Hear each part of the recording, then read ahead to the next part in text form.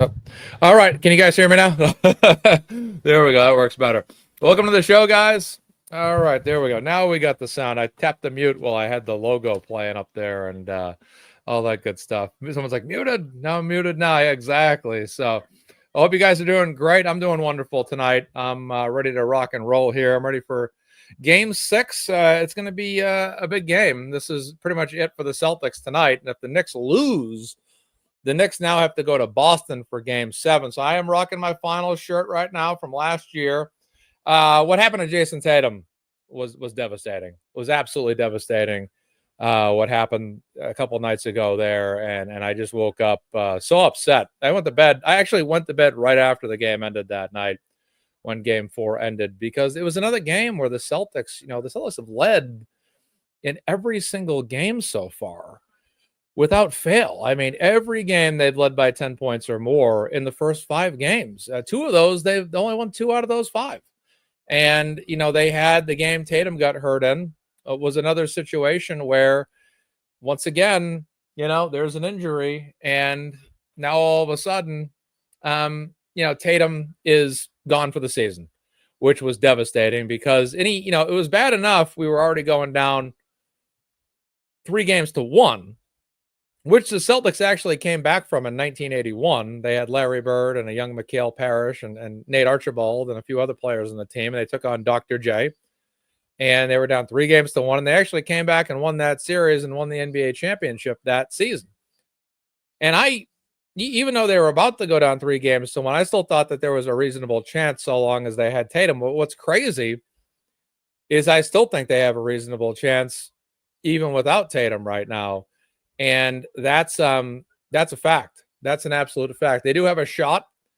I'm expecting a competitive game. I am predicting the Knicks to win tonight, even though many may not like that prediction, especially my friend. Being a Boston Celtics fan and all that, I do feel like, there's definitely probably a 60% chance or more the Knicks win.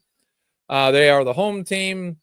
And, it should be a raucous crowd in New York. The ticket prices are extremely high tonight. This is the most pricey New York Knicks Madison Square Garden ticket in franchise history for them. This is the biggest game in their franchise's history, with an opportunity to go to the Eastern Conference and take on the Pacers, who they were very big rivals with in the 1990s. Reggie Miller and the Pacers and Patrick Ewing and the Knicks. Now, those were phenomenal games. I used to watch just about every single one of those games I could when I was a kid. And they were very incredible. So I'm hoping for a Celtics comeback. What's crazy is I still believe that if the Celtics win this series, I think that the Pacers are a better matchup for us than the Knicks. It's just a matter of us actually getting through the Knicks this particular series. I think that there's still a reasonable shot we can actually get to the NBA Finals without Jason Tatum, so long as we win the next 2 games here. So it's gonna be tough. But this Celtics team has had a lot of depth all year long. Luke Cornett had a great game the other night. The only thing, though, is that players tend to have better games at home than they do on the road. So a lot of times your role players, your 5th through 10th best players tend to perform better on the road, at home, than they do on the road. So we're going to see what ends up happening tonight. It's a big night. And like I said, the Celtics still have a reasonable shot at advancing, and I think still have a reasonable shot at getting to the finals. But the Knicks are no easy task. We've learned this the hard way throughout this series. The Celtics had a great season. I mean, all year long, the Celtics were definitely, in my opinion, even though they were a number 2 seed, I thought that the Cavs had an excessively good regular season.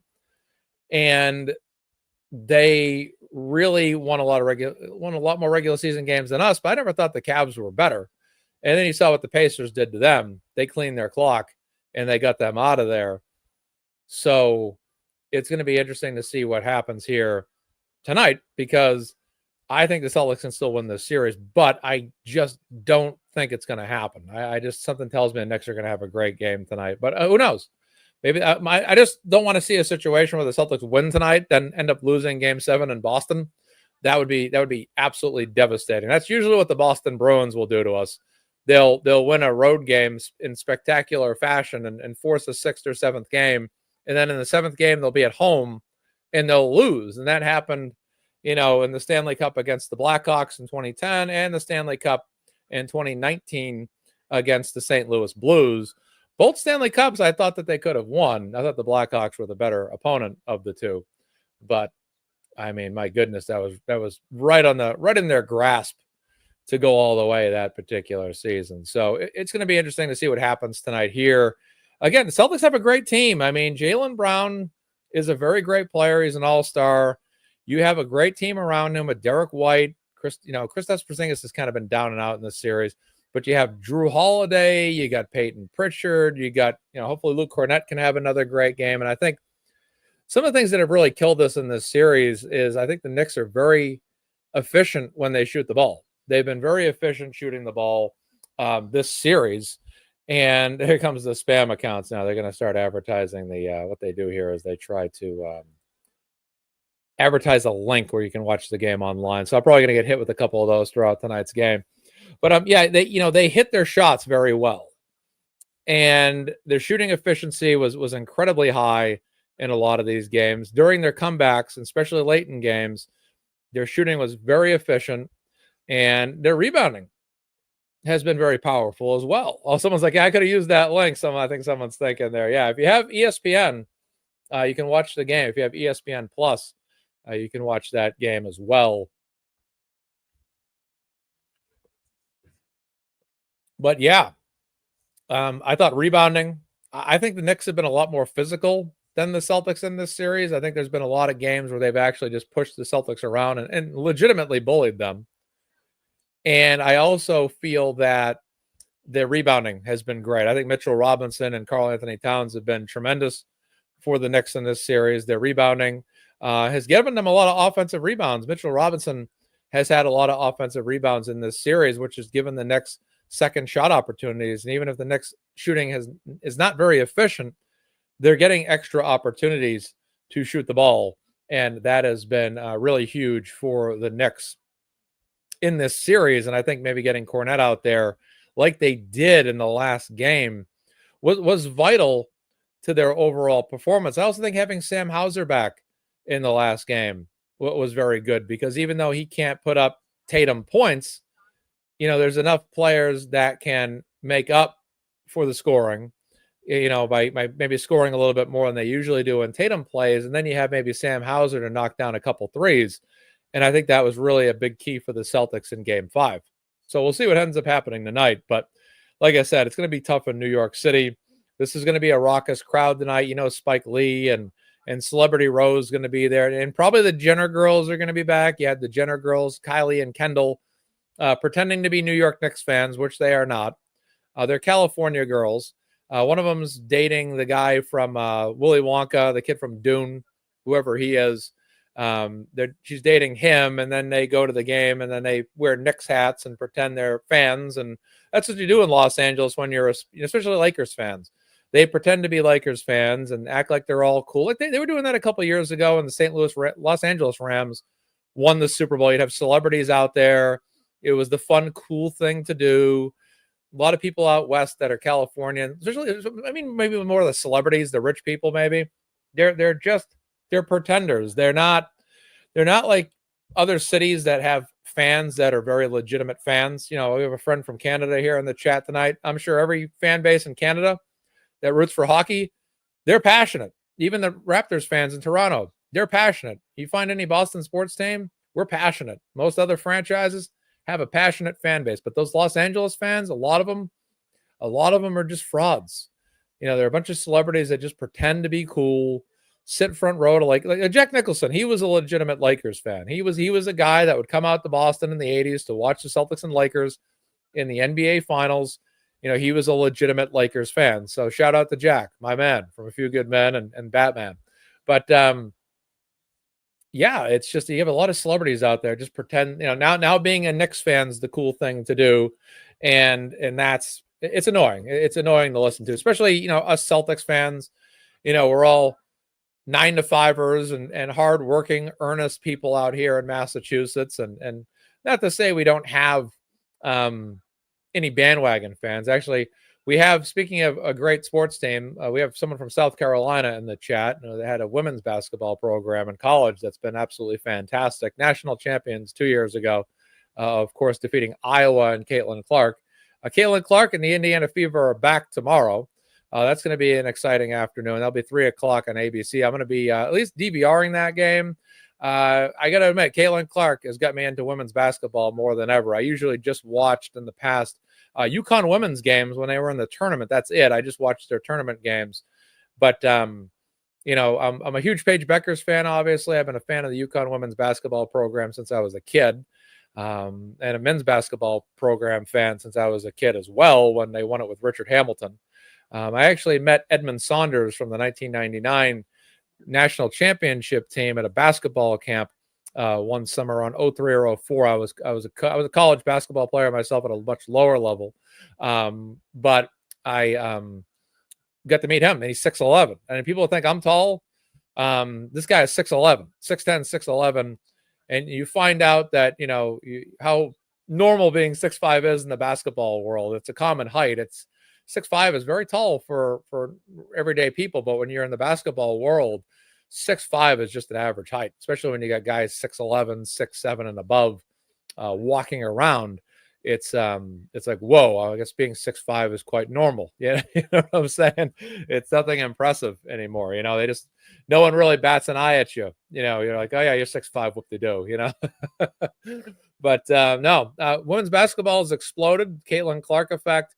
South Carolina women's teams have been fantastic in the national championship the past few seasons. Of course, the UConn women beat them this year, which is great. And the UConn women won this year. The UConn men won last year.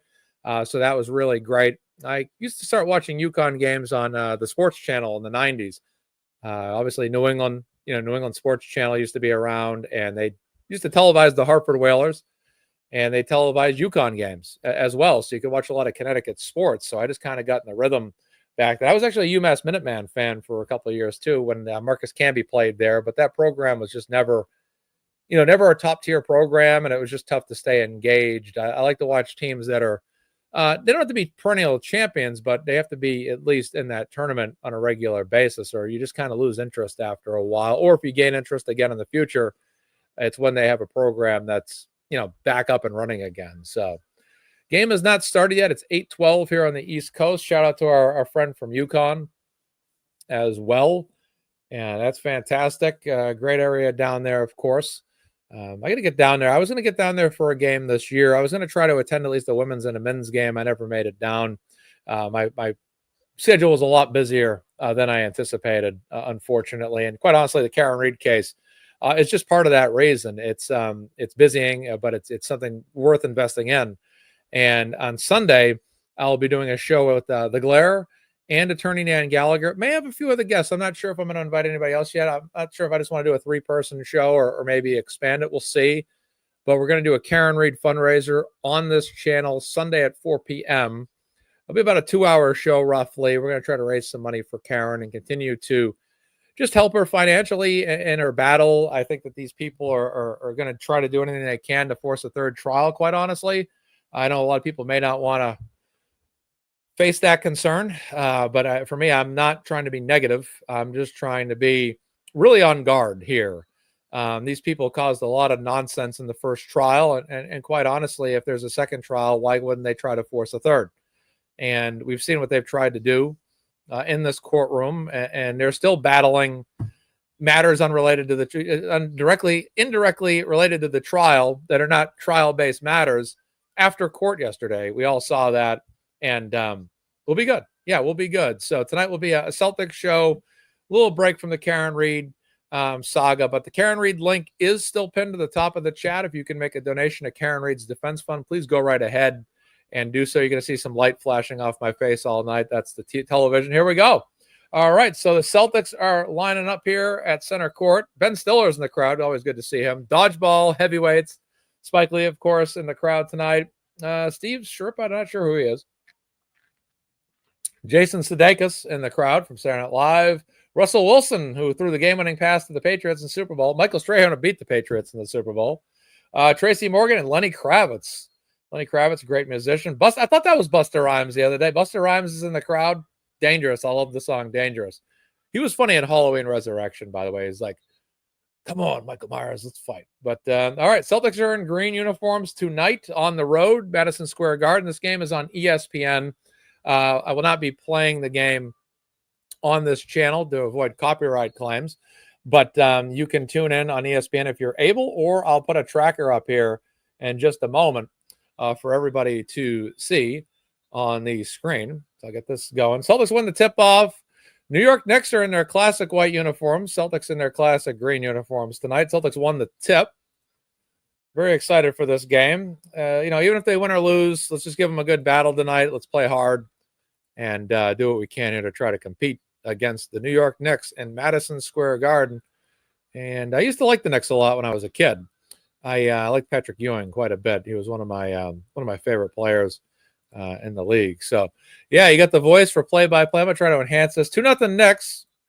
30 seconds into the game right now. Derek White playing the point. This should be better for you guys. Let's see.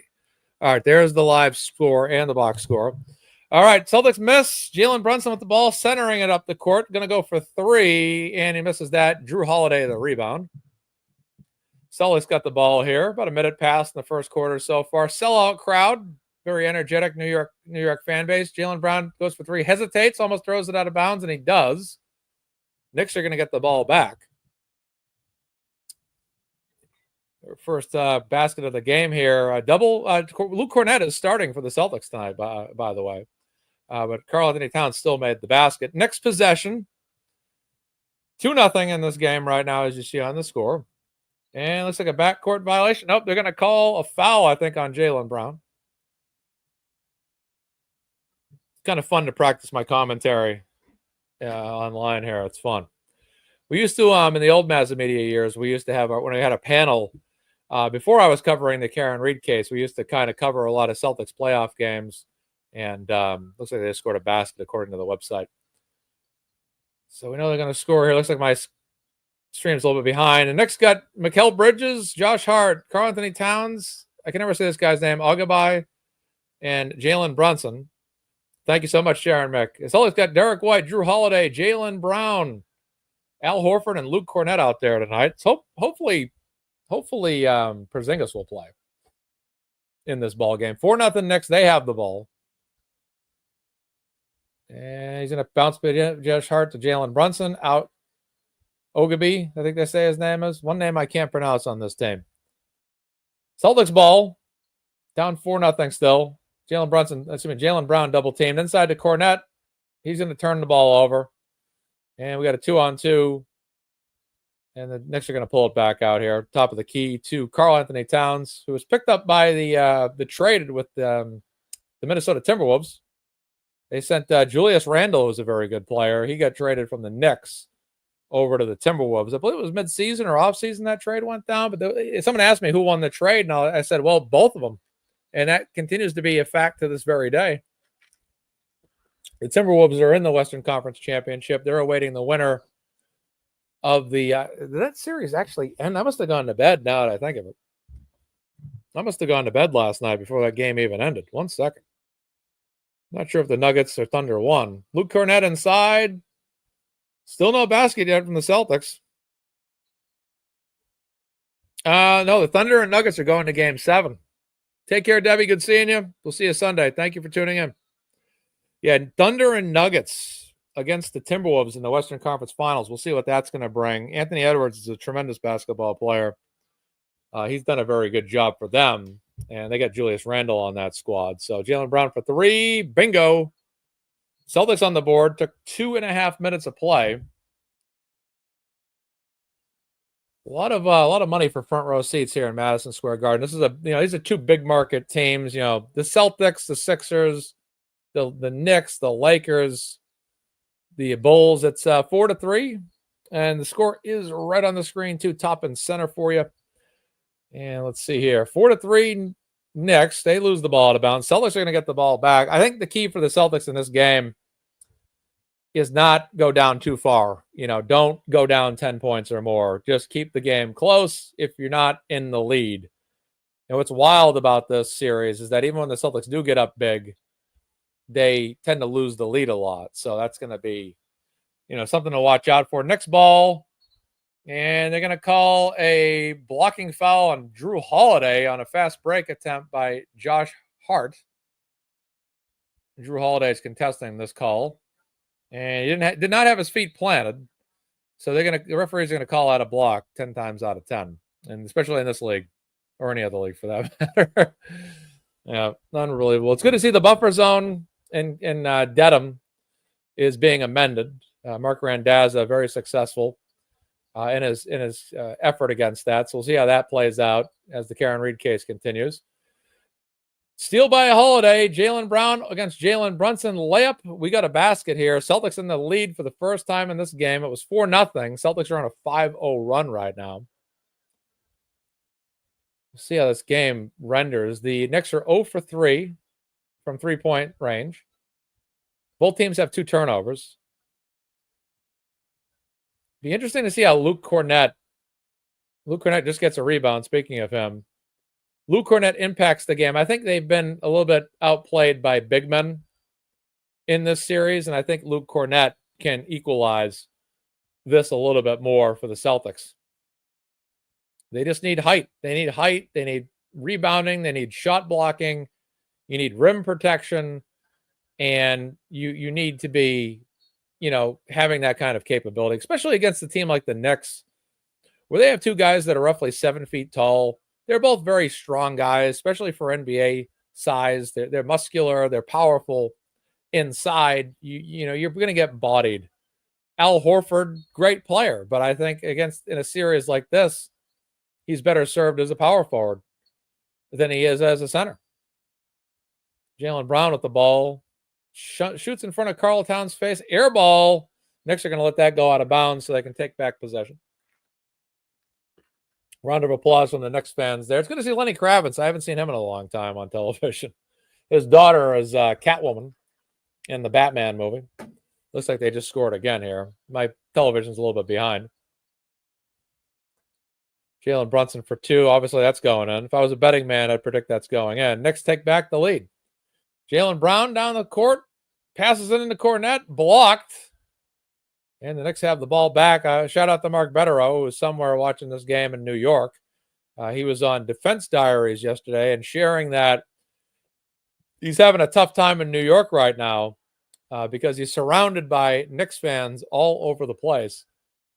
And he really just needs the Celtics to shut up everybody in New York City right now. Oh, boy. So it looks like they hit a 3 here.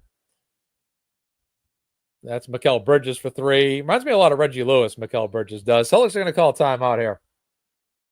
So, yeah, Mark Betterow had a great showing. Walt Frazier's in the crowd, Knicks legend from the 70s. Larry Johnson's also there. Played for the New York Knicks in the NBA Finals in 1999. Yes, Mark Betterow was on fire last night. Commercial break. Mark Betterow was certainly on fire last night. I ended up tuning into that. I saw Aiden and Microdots in that chat as well. And definitely a great night for Mark Betterow, saying exactly what needs to be said. Great assessments, really tearing the prosecution apart, which has definitely been outdueled by Robert Alessi. No question about that. Robert Alessi's cross-examination of Maureen Hartnett and Scordy Bello was nothing short of phenomenal. It was extremely thorough, extremely well done. And again, just showing his value to the defense team, which is absolutely incredible. But I didn't make wings tonight. I had fried fish, fried clams, fried onion rings, and what else did I have? A couple French fries. I just took a bunch of stuff out of the freezer and hucked it in the oven. Once I got out of work today, I had to do a lot of yard work. So I did about 40 minutes of mowing the lawn, about 40 minutes of running the weed whacker. So I just fired a bunch of stuff in the oven as quickly as I could. So I couldn't make my gourmet wings tonight. But great question. Yeah, Mark, like I said, Mark right now, Mark Betterow is surrounded by the enemy. He's a Manhattan attorney. And all you need for your wings is Sweet Baby Ray's buffalo sauce, mild. Get the mild one. Get the one with the blue logo. It says mild. That's all you need to know. Just get chicken wings, cook them, and I usually cook them as far as I can in the last 5 or 10 minutes. I douse them in sauce. Then I throw them back in the oven. And that's the whole key. Always sauce them late. but sauce them enough where the sauce starts to cook into the chicken slightly. You don't want to sauce them from the beginning. You cook the wings, cook them most of the time. Then the last couple minutes, if you're cooking raw wings, I'd say cook them about 85% of the way. Take them out of the oven, douse them in buffalo sauce or any sauce you're using, throw them back in the oven, let that sauce cook in. A lot of times, sometimes I use Perdue chicken wings, the crispy frozen kind. I cook those halfway, both sides, sauce them up, throw them back in the oven for about 4 minutes. Let that sauce kind of simmer a little bit, get it nice and hot, and it comes out great. But yeah, Mark Betterow is surrounded by New York fans right now in New York. So best of luck to him. He needs this win more than any of us. I mean, we all need. Who doesn't want to repeat? Who does not want a repeat of this after last year? Last year was an incredible year. It was absolutely awesome last year. It was a fun time. I had a blast. Loved it so much watching the Celtics go. It was like every night was like a 3M show or a Celtics finals game. It was a great year, except for we didn't get the result we wanted out of the Karen Reed case. But at the end of the day, they failed to throw her in jail, which is the best news, right? That's the best news. But we'll see. The last time I think I covered a Celtics game beyond this year was a couple of years ago. I did the Celtics Warriors finals a couple of times over. We actually talked about the game live where they actually lost the championship in Boston to the Warriors, which was horrible. But nonetheless, it's fun to call a few games every now and then and kind of enjoy a competitive game. So we'll get the score back up for you guys. All right, 7 minutes, 4 seconds. Knicks 4 for 5 from the field. Celtics are 1 for 7. They need to improve their shooting in this game. 11 to 7 now, it looks like. So my web browser is updating before the game here. Jaylen Brown passes it out to Drew Holiday, who comes in. Underhook. Cornette with the putback. Yeah, Cornette's been huge.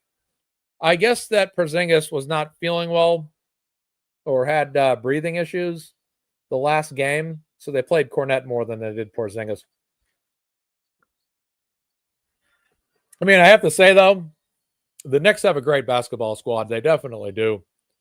I was looking at a lot of their games earlier in the year and throughout the spring. Rebound Celtics. And I said, they got a pretty nice team. You got Karl Anthony Towns, Mikal Bridges, Jalen Brunson. The guys around them are good. Josh Hart, Mitchell Robinson, who we haven't seen yet. Agabai, I can never say his name right. We got Porzingis, Hauser, and Peyton Pritchard coming in the game. WNBA is kicking off tonight. Games tomorrow. Liberty and Aces. Then, of course, Angel Reese versus Caitlin Clark in Indiana at 3 p.m. Game 7 is Sunday between the Thunder and the Nuggets. And then the Celtics and Knicks, if this goes 7 games, will also be on Sunday. It looks like it's going to be a later game. I might have to move my show. I'll adjust the time of my show earlier. It looks like the Nuggets Thunder are going to be on first on Sunday. So I think I'll, if the game's like any earlier than 6, I'll move the show up maybe an hour or two. But we'll see. Actually, you know what? 1 second. Let me see if they have that release day. They just showed it, but I can't rewind on this. Let's take a look.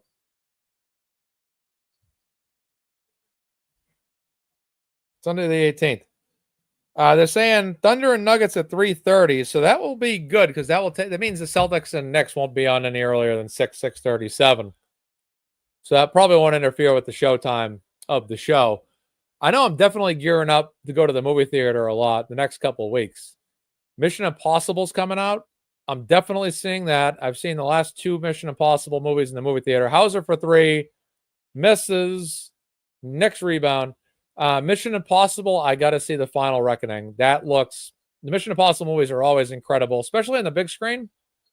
Towns knocks down a 3, but there's some kind of call here.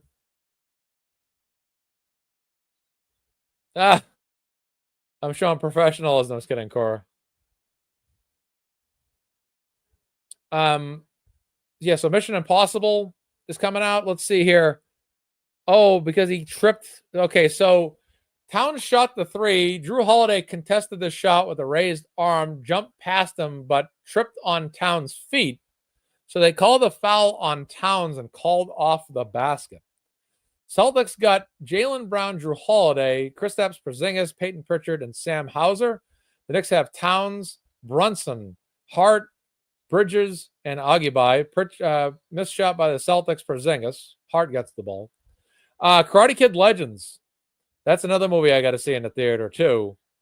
Ralph Macchio and Jackie Chan are in that with the new Karate Kid, a new kid being trained to take on bullies. That should be pretty good. And I want to see the new John Wick movie. It's called From the World of John Wick, Ballerina with Ana de Armas. I'm a big fan of all these movie series franchises. Mission Impossible, Karate Kid, and then, of course, John Wick movies are outstanding. I saw the last two John Wick movies in the theater, 3 and 4. Those are both incredible to watch. And then From the World of John Wick, Ballerina, it's going to be a spinoff. Basket by Towns, 13-7, and then looks like the Celtics come back and score here. Jaylen Brown powers to the hoop, layup, and 1. 13-9. And, so that should be pretty good. Ana de Armas, which was in No Time to Die. And she was in Glass House, that movie with Daniel Craig, that he's the detective, Glass Onion, or whatever it was called there. She was in that first movie. And Knives Out. That's what it's called, Knives Out. She was in the first Knives Out. She was the nurse taking care of the guy that ran the home, and he knew he was going to get killed off or something. So she had to, Daniel Craig had to figure out the mystery. Mitchell Robinson checking in. So that she's a great actress. It's going to be a big time action movie. She showed some action skills in James Bond's No Time to Die with Daniel Craig. So we'll see how that movie pans out. Looks like Jaylen Brown's going to knock this free throw down. And he does. Knicks getting the ball back here. Yeah, so I'm going to go see those 3 movies. Then I want to see Superman. I want to see the new Superman movie. It looks pretty good. It's going to be a little different, but most people are saying, hey, it's going to be similar in some ways to Man of Steel with a lot of scenes seeming similar here. So Porzingis and Mitchell Robinson both in for their teams. Porzingis coming off the bench. Mitchell Robinson was a player I would have liked to see the Celtics get a couple of years back, but no, he's on the Knicks. He's doing well. Good to see some big men on these NBA teams. The league kind of got away from that for a lot of years, but Mitchell Robinson misses the free throw. Not a good free throw shooter, but he did hit 5 free throws in a row in the last game. Been very physical for the Knicks. A very great rebounder. Very good at getting offensive rebounds. Very broad shoulders. Very built shoulders as well. Very good big man to have on your team, whether he's a starter or a backup. And he's going to knock down this second free throw here. So that's going to be a 14-10 game. 4:30 left. Michael Strahan cheering in the front row. Ruined my life and ruined a part of my life when he beat the Patriots in the Super Bowl that year. Peyton Pritchard in there, up faking. He's got Mitchell Robinson guarding him. That's a mismatch of height. Let's say he got fouled. Mitchell Robinson's frustrated with himself. He had to kind of hover over Peyton Pritchard. I mean, he's twice the size of the guy. And Peyton Pritchard fake left, drove right, drove under the basket. Mitchell Robinson was hovering over him and hit him there. So just a little bit of body presence there, and they call enough to call a foul. Yeah, he reached over. Oh, I see what he did. He reached over with his left hand. All right, Celtics ball, 14-10. Jaylen Brown with the ball now. He's going to call a play. High screen by Porzingis. 1-on-1 against Karl Anthony Towns. He's going to bomb it from 3.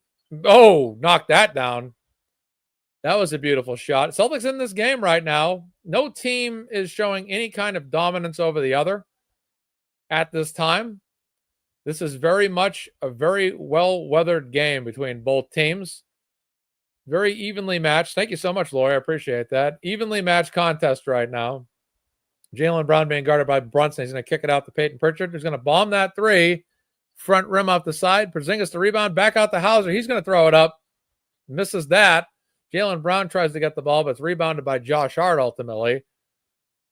Porzingis mismatch here. Sam Hauser. Ogilvy for 3. Misses that. Towns the rebound because of the mismatch. Hauser was guarding him. You can't box out a bigger guy with long arms like Towns. Rebound there. 16-13. Russell Wilson, the New York Giants quarterback. In the crowd. Porzingis for 3. Misses that. Rebound Josh Hart. 16-3. Now, this is the momentum shift right here for the Knicks. And a missed basket.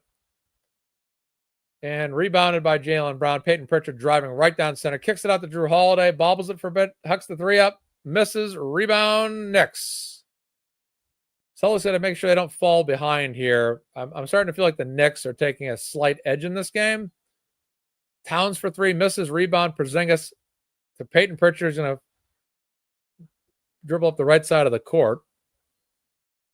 He's going to reset the offense. Porzingis is just hucking up a three from downtown. He knocks it down.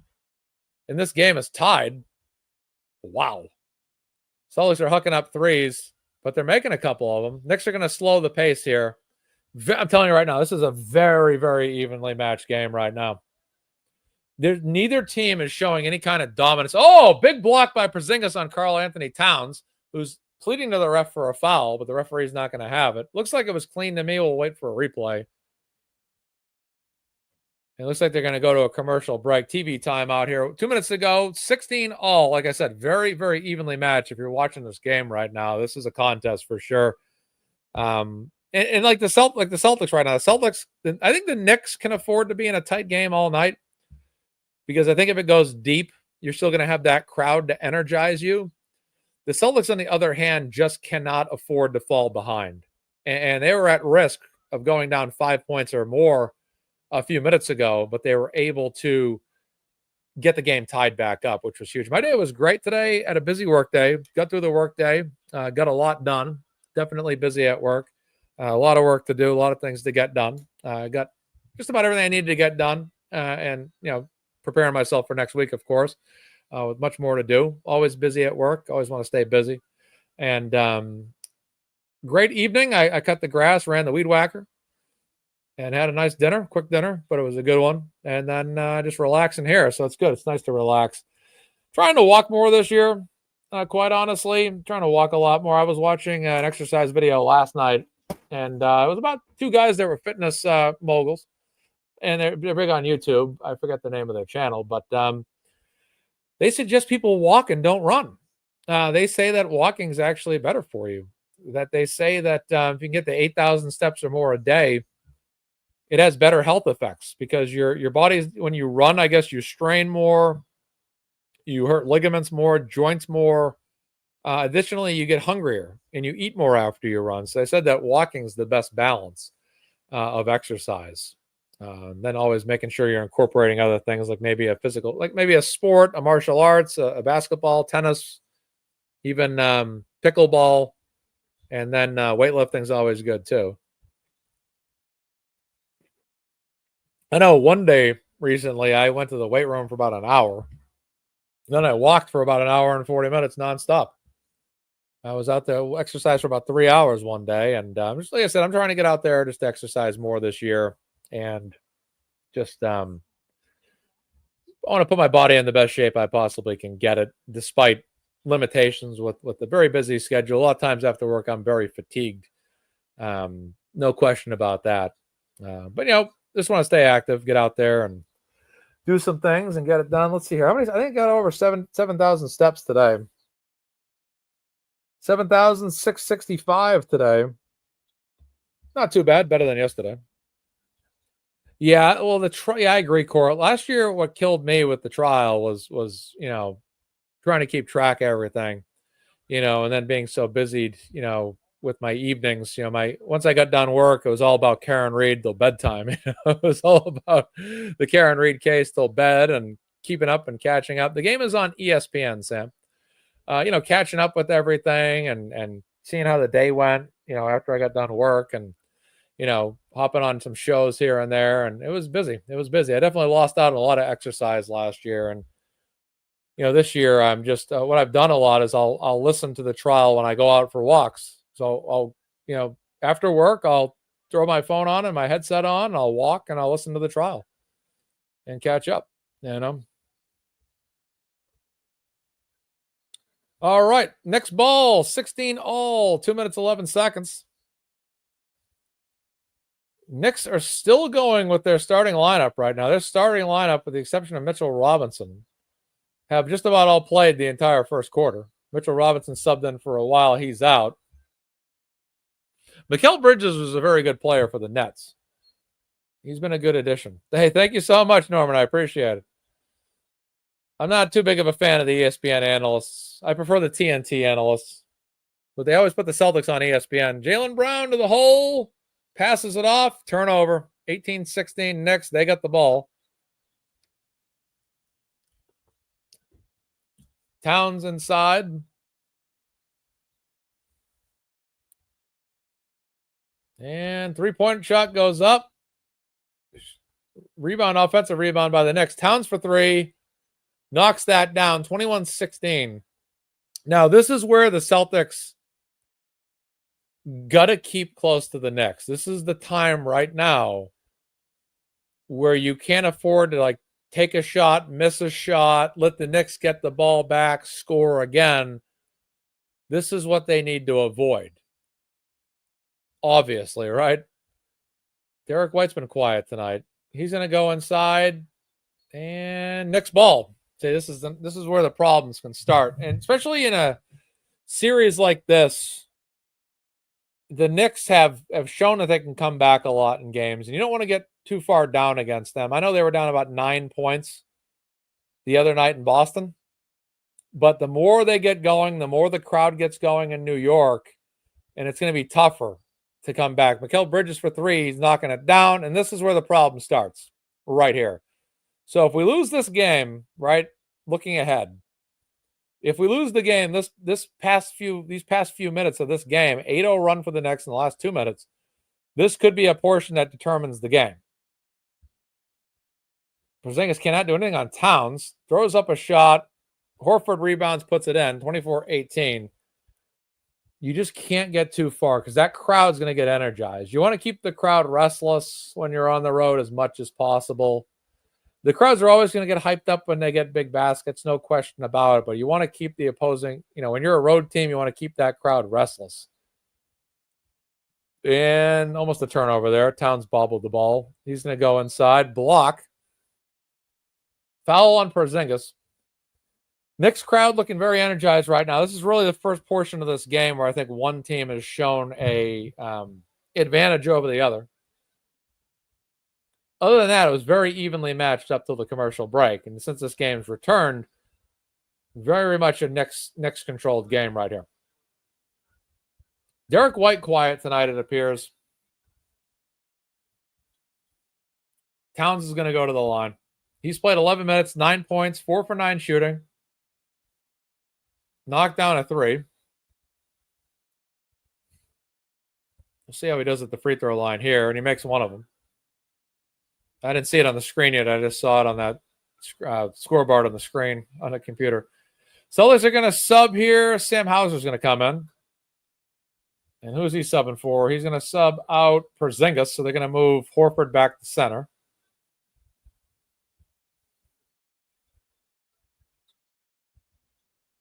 Jalen Brunson's going to take a seat, one of the star players for the Knicks.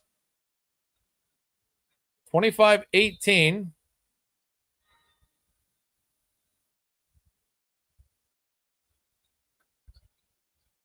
And Towns is going to go for a second free throw here momentarily.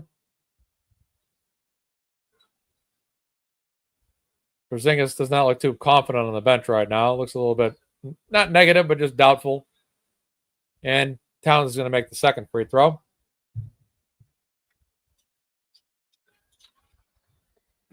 Celtics are going to get the ball with 9 seconds to go, 9.9 seconds. Jaylen Brown with the ball here.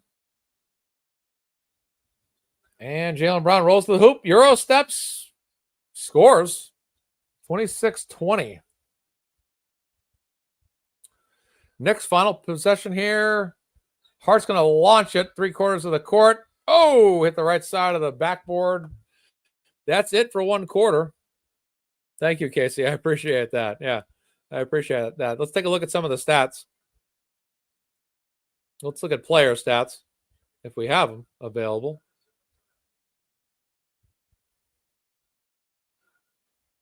I'm shocked they don't have this available on this website. I'm not sure why they don't have that available. 1 second. Usually Google has live stats.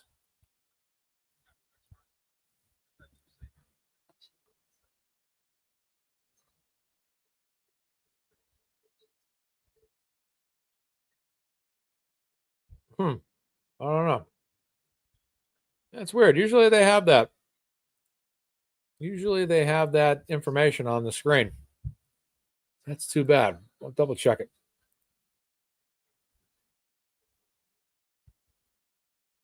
Ah, here we go.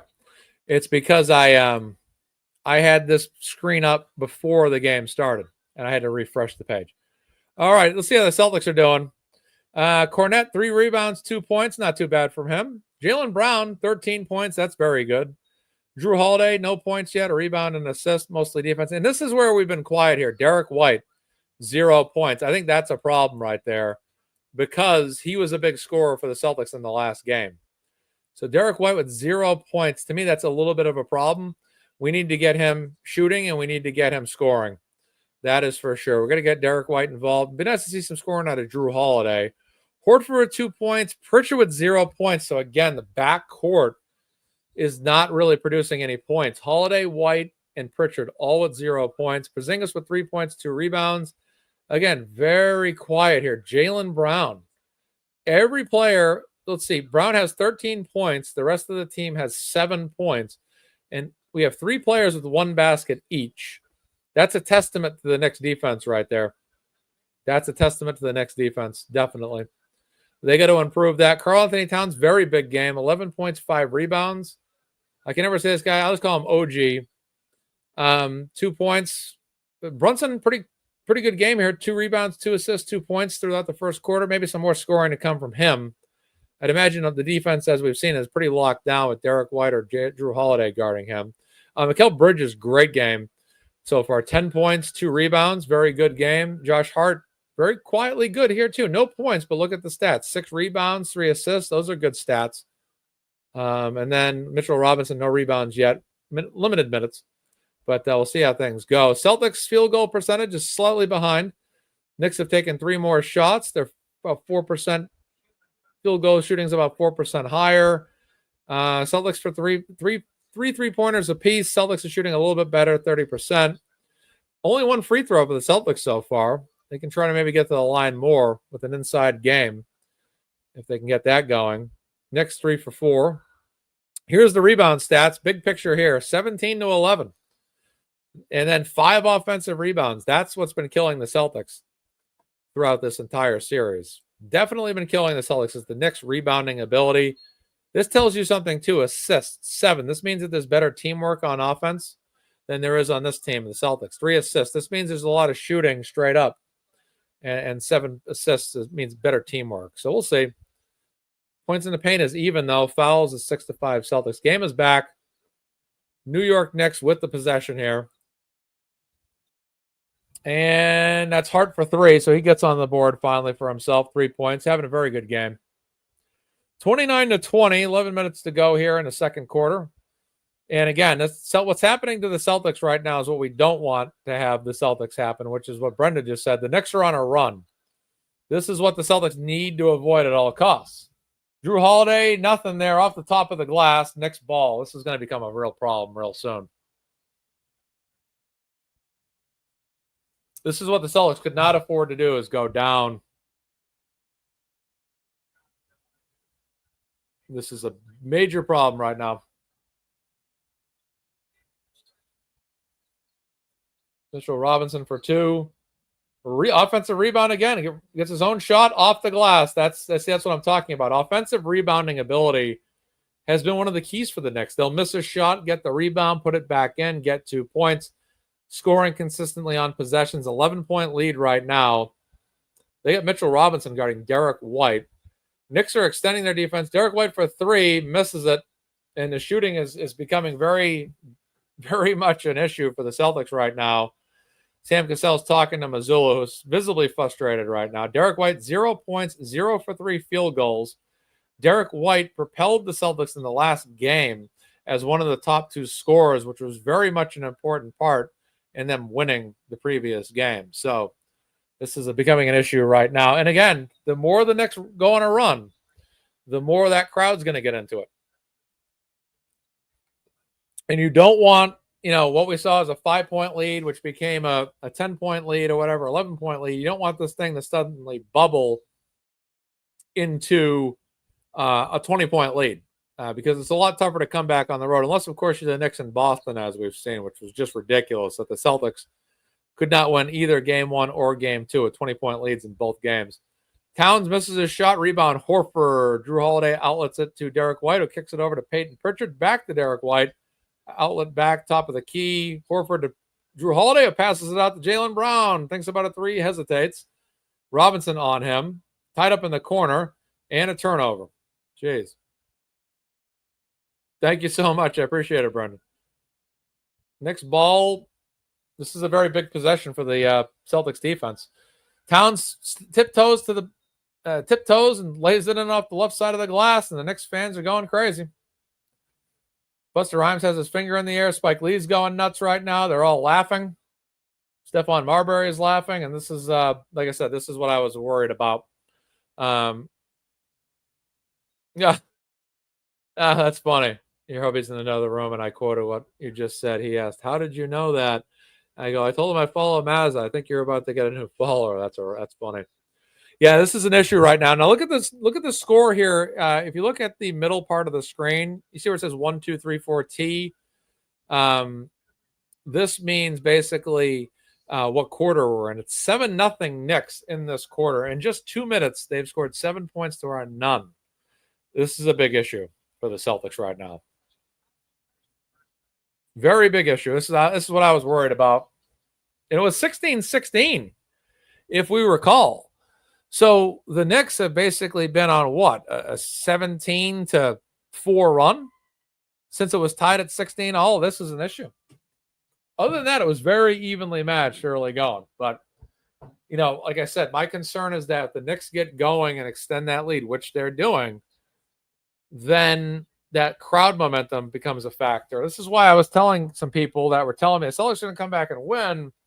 I said, well, remember, you're going to be in New York in Game 6, and you got to get through New York, to force a Game 7 in Boston without Jason Tatum, with Kristaps Porzingis, who's not playing like himself, with Drew Holiday, who has been not showing any offensive skills, and then Derek White, one of your top two scorers, is now really being either locked down on defense or is just not converting his field goals, which is becoming a major, major problem. So that is an issue for sure.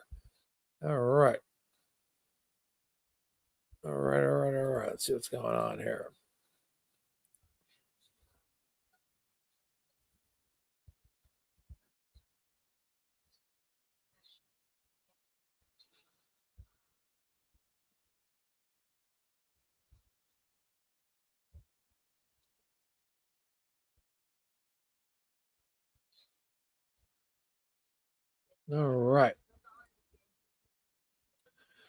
All right. 46 viewers. Thank you guys so much.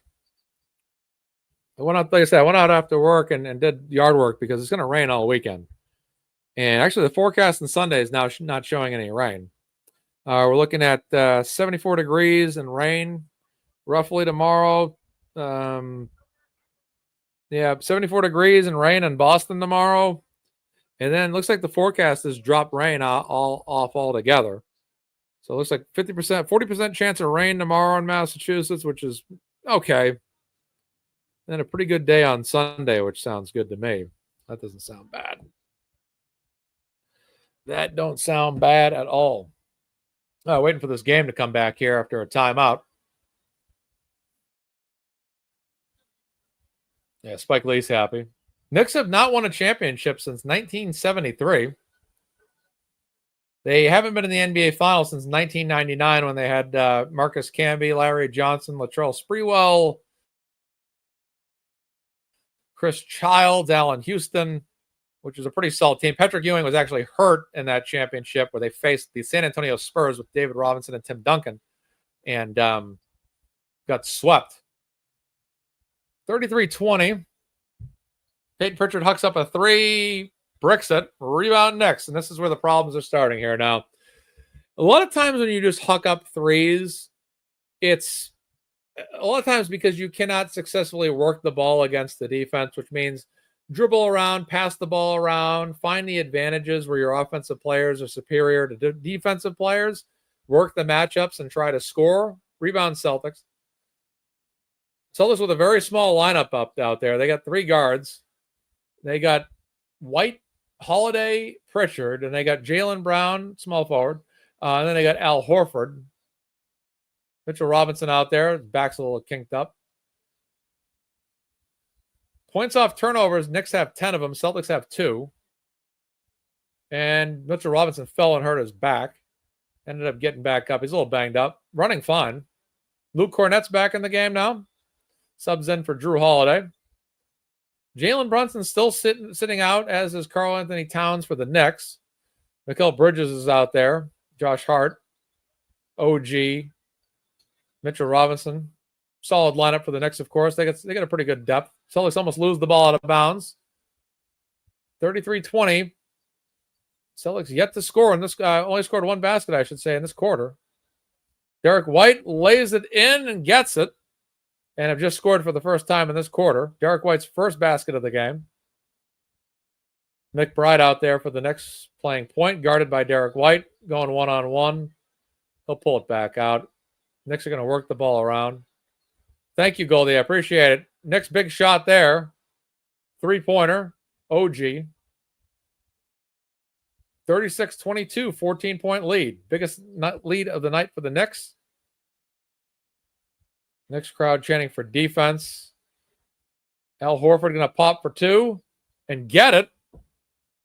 Celtics going to need some stops and some baskets here. They're losing the quarter. They lost the first quarter 26-20. They're losing this quarter 10-4 presently. Yeah, White's a great player. We need him to score more and shoot more.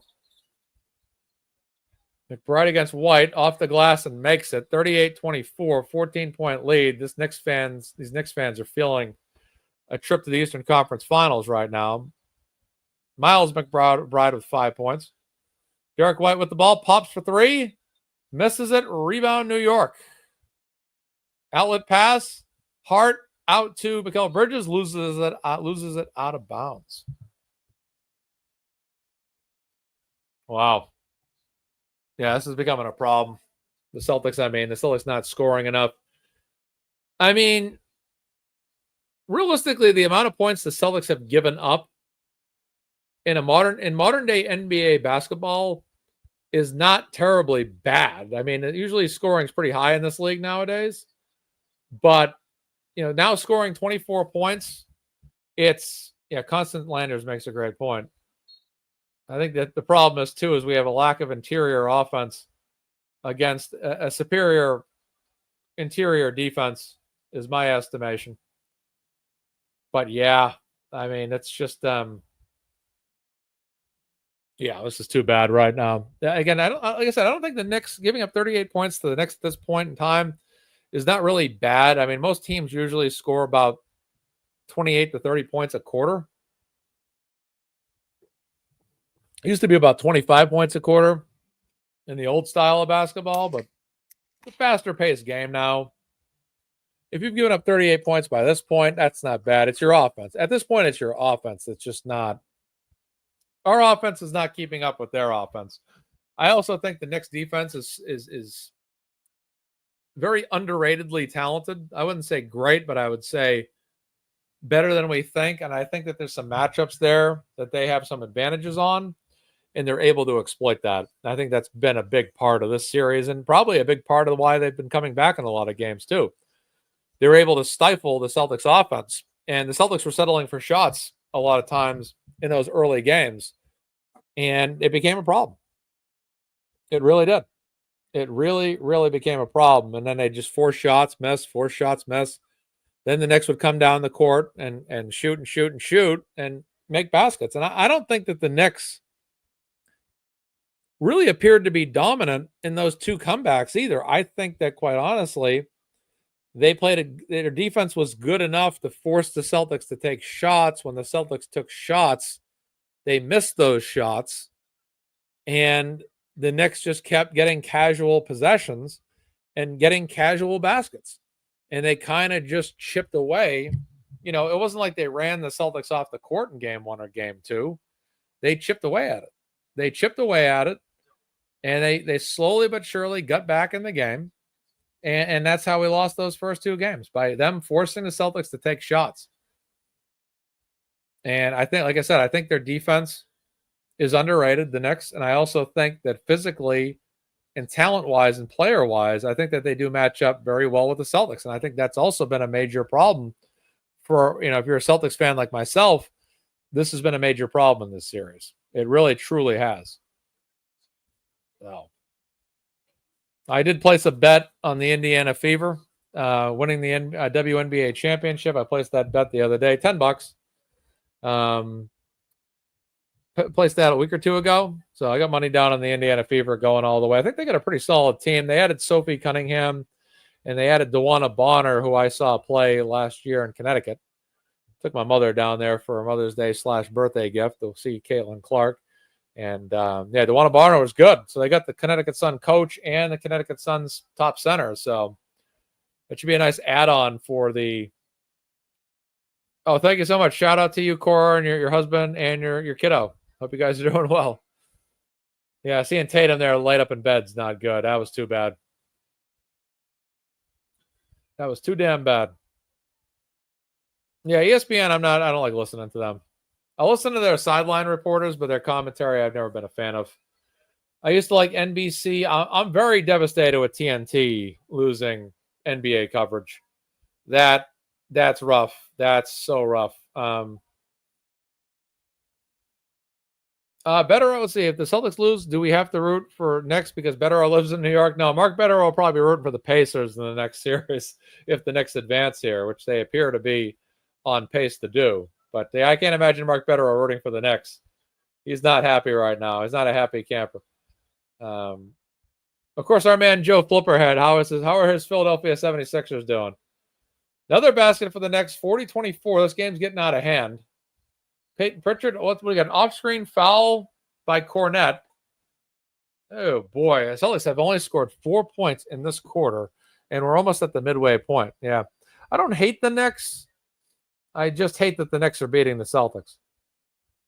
I don't hate them. I don't hate them like I hate the Lakers. Let me put it that way. I don't hate them like I don't like LeBron James. Let me put it that way. And we got a possession back to the Celtics here. There's Brad Stevens. They have him in the crowd tonight. They're going to have to make some moves here in the offseason. I don't know what they're going to do. I imagine Porzingis is gone. And then, you get Tatum back next year. Who knows when he comes back? And when he comes back, who knows what – Achilles tear, that's a career ender for some players. I'm telling you that much right now. We'll see how he does when he gets back. We'll see if he ends up – Pritchard for three. Shooting is totally off, too. Derek White for three. He misses. See, this is becoming a problem. This is becoming a massive problem. The Celtics are getting open looks, but they're missing a lot of their shots. And you make at least two more threes, you're down 40-30 instead of 40-24. I'm looking at the math like that. And I think that's been the big issue, especially early in the series. It's like if you make one or two extra baskets, you change your situation. And you have a scoring drought right now. 4 points only in the second quarter so far. Yeah, I know what you mean, Norman, about that. I was a Larry Bird fan myself, that's for sure. Larry Bird, I grew up in that era. I don't know how old you are, but I grew up in that era myself. Why do I hate the Lakers? Because Celtics fan. Lakers and Celtics. Lakers have beat the Celtics in the NBA championship a couple times. 1985, 1987, 2010. That's a rivalry. Lakers have ruined a lot of Celtics fans' nights. Yeah, Achilles tears can happen. Oh, so you know all about that whole era, Norman. You watched that whole. You remember that era way better than I do. You remember all three of the titles in the 80s then. Lucky you. I don't. Cornette makes the basket, gets fouled. They might call it. Let's see if they count it. They do. 42-26. Paul Pierce, my guy as well. It's just too bad. I just wish in retrospect that the Celtics had Ray Allen and Kevin Garnett like 8 years earlier. They probably could have won the championship like 5 or 6 times if they had that trio from like 2000 on. Cornette makes his free throw, 42-27. Celtics showing some signs of life finally. defense and getting baskets now is really going to be not even optional. They give up a basket right away, and Hart's going to go to the free throw lines. This is becoming a major problem. Yeah, I mean, if they had Garnett, Garnett was MVP. Good to see Larry Johnson, though. John Starks was in the crowd. A few of these players I was big fans of growing up. Like if they had Ray Allen and Garnett, can you imagine? Because, I mean, when Pierce Allen and Garnett were together in 08, they were already pretty much like in the last years of their career, and they only got one title. And by the time they got back 2 years later, they were kind of starting to fade away from their prime years. And they missed the free throw, get the ball back, kick it out for three, OG for three, misses, get the offensive rebound again. That's a problem. Derek White steals the ball, gets blocked. Next ball.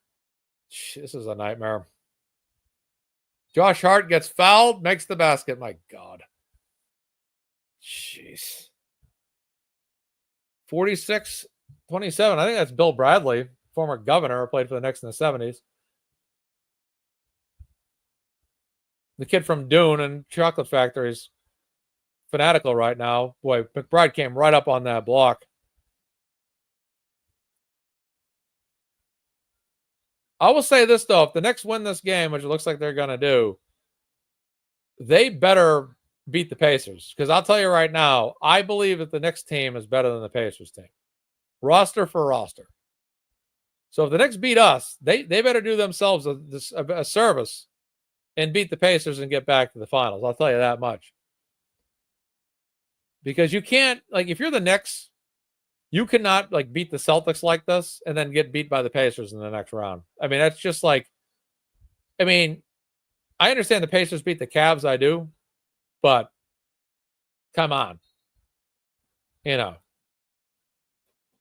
if you're the Knicks, if you beat us, you damn well better beat the Pacers. I understand the Pacers are a good team, I do, but I think overall, the Knicks and Celtics, of those three teams, maybe not the Celtics anymore because Tatum's gone. You know, I'd say that Celtics and Knicks are the two better teams. I think the Celtics could beat the Pacers head-to-head right now. Maybe in a 7-game series. Halliburton's very good. Miles Turner's very good. Yeah, so the Celtics, I mean, like I said, if they had Ray Allen, Paul Pierce, and Kevin Garnett, that would have been incredible. That would have been a team that would have won quite a few championships. I mean, you would have had Shaq and Kobe or Duncan, Ginobili, and Parker head-to-head year after year in the finals against the Celtics with those big threes. Those would have been epic championships. And the problem back then, too, prior to from 2000 up to 2007, the only really good Eastern Conference team that got in there on a regular basis was the Pistons. The 04 Pistons beat the Lakers, and the 05 Pistons took the Spurs 7 games, which is one of the toughest championship runs the Spurs ever had with Duncan. Then you had the 06 Heat with Shaq, Alonzo, Wade. Antoine Walker, by the way, was on that team. But yeah, I know what you mean. Yeah, I think you're thinking if they had Shaq. Yeah, can you imagine if they had Shaq? Because, I mean, at one point they had Shaq, Garnett, Allen, and Pierce. Could you imagine if they had Shaq, those 4 guys, considering how dominant Shaq was from 02 to 06, and the fact that Garnett was MVP in 04, Defensive Player of the Year, I think. Ray Allen was like a 3-point shooting champion and all-star year after year. And then Paul Pierce was just, Paul Pierce was one of the most criminally, a lot of people, they underrate Paul Pierce. They'll talk up Vince Carter, they'll talk up Tracy McGrady or whatever. But people forget how great Paul Pierce was. And Paul Pierce's career was overshadowed by Celtics teams that were not performing well because they didn't have much talent. They didn't go deep into the playoffs, but him and Walker got the Celtics to the Eastern Conference Championship in 02. They had Kenny Anderson, Antoine Walker, Paul Pierce, and they actually fought through a lot of good teams. They beat the Pistons, I believe. They beat Allen Iverson and the Sixers in, I think, the second round. And that Sixers team had been in the NBA championship the year before. And I think the Celtics had beat the Pistons in 03 or something. I think they beat the Sixers again in 03. But Paul Pierce was a lot better than people remember. And the problem was he didn't get a lot of national TV games. He didn't get a lot of all-star exposure. And then when Pierce took on Kobe head-to-head in 08 or LeBron head-to-head in 08, he would compete against them. And I'd say, yeah, LeBron and Kobe were better than him, but Paul Pierce can compete against them at a high level. And that was really, really a big thing. Jalen Brunson for 2 gets it. 49-27. This is ugly here. This is, like I said earlier, I might have foretold of this happening when it was 16-0. I said, when they were down like 21-16, I said, don't let the Knicks get too far ahead here. And the Knicks are playing very high perimeter defense right now. What that means is they're guarding the three-point line. A lot of the defensive players are even extending beyond the three-point line, and they're forcing the Celtics deep out. Yeah, Paul Pierce was clutch. He had some great baskets against the Pacers. Pierce was incredible. I think Jason Tatum and Jaylen Brown are both better athletes than Paul Pierce, but I think Paul Pierce was a better hunter, he had more tenacity than Tatum does. Like, he was more willing to take over a game. And this is when Paul Pierce had guys like Garnett and Ray Allen as his teammates, and Paul Pierce wasn't afraid to do that. But Tatum, sometimes it's like, he can take over a game anytime he wants. And, when Tatum starts to just turn into a warrior, not the team, the Warriors, but he plays hard or just takes over a game, he's very dominant. That Celtics miss a free throw, make one, Porzingis does. 21-point lead, 23-8 in the second quarter alone. That tells you anything. New York Knicks are playing very methodical basketball now. The Knicks are not pushing the pace. They're simply just playing methodical basketball. They are working the ball on offense, moving the ball around, looking for the best shot. Very strategic offense. Celtics offense seems very stagnant. Doesn't have much movement. Really? Ken's Mountain? I haven't been in Worcester recently. Horford's going to huck up a 3. Misses it. Boy, oh boy. There's no rhythm to the offense for the Celtics at all. There's no movement. Jalen Brunson. See, this is what's happening. Yeah, I wasn't in Worcester.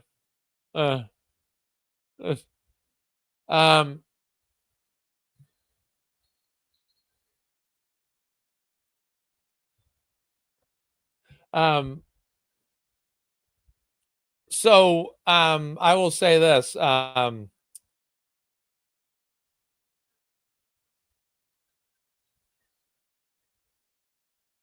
The Celtics are missing shots, and then they're taking a big 3, they're missing it, then the other team's coming down and giving away a basket, and that's becoming an issue. That's exactly what's been happening here. They're giving up shots. They're taking bad shots. Then the other team's coming down the court, and guess what? The other team's getting a basket every single time. So you take a bad shot, you miss, and then what are you going to do? What are you going to do? The other team comes down, scores the basket on you. So it's not a good thing. You know what I'm saying? It's not a good thing for them. And that's what's costing them little by little. You're hucking up a 3. You're missing a 3.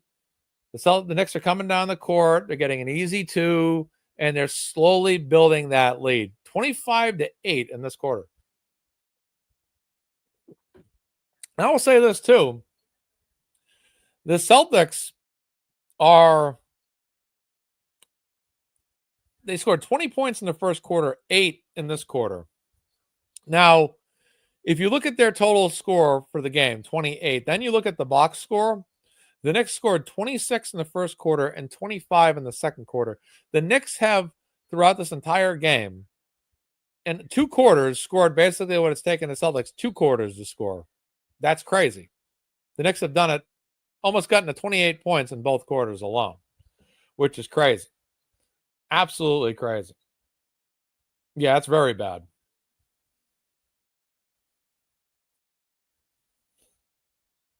And I think the thing, too, is I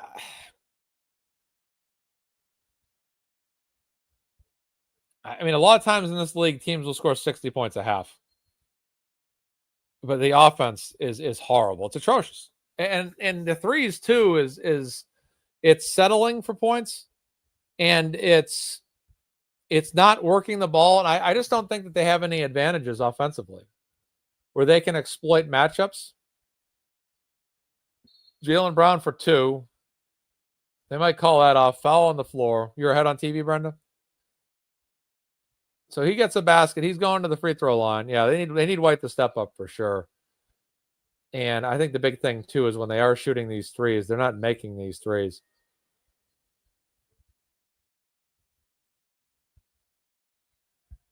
Yeah, it's crazy hockey, Casey.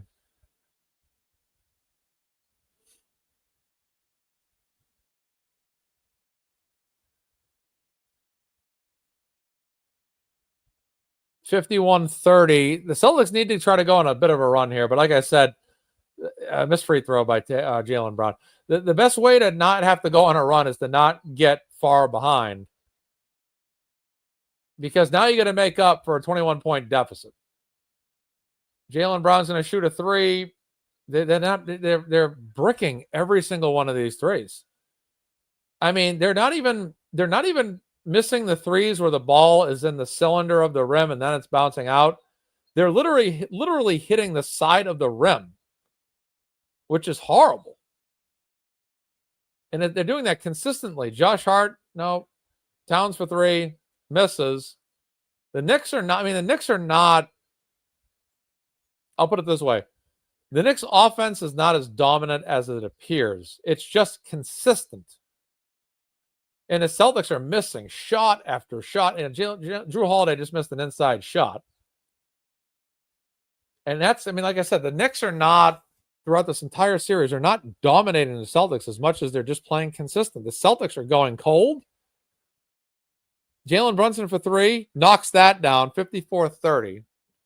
I mean, by this point, how long into the third quarter is it going to take the Celtics to get over 50 points? Knicks very dominant here now. It was locked down at one point in the first quarter, but inside to Drew Holiday, gets a 2. Yeah, readjustments needed soon. It might have to be a roster change at that. Porzingis is in there, but he has been very inconsistent. Drew Holiday just got his first basket of the game. He's missed 6 shots before making a 7th. That is crazy. We'll take a look at that, actually, Brenda. Let me see. The Knicks have 5 threes. We have 3 threes. But they're hitting 25% of their threes. We're hitting only 16%, which is nuts.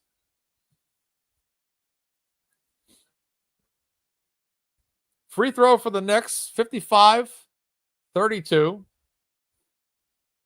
I mean, if you're the New York Knicks fans, you're popping champagne at halftime. Yeah, I agree, Norman. No second chance rebounds at all. And the Celtics look defeated to me. They look totally defeated. And even beyond that, even if you might want to argue, say, hey, they don't look defeated, they just don't look easy 2-pointer off the turnover. 58-32. The New York Knicks fans are going fanatical right now.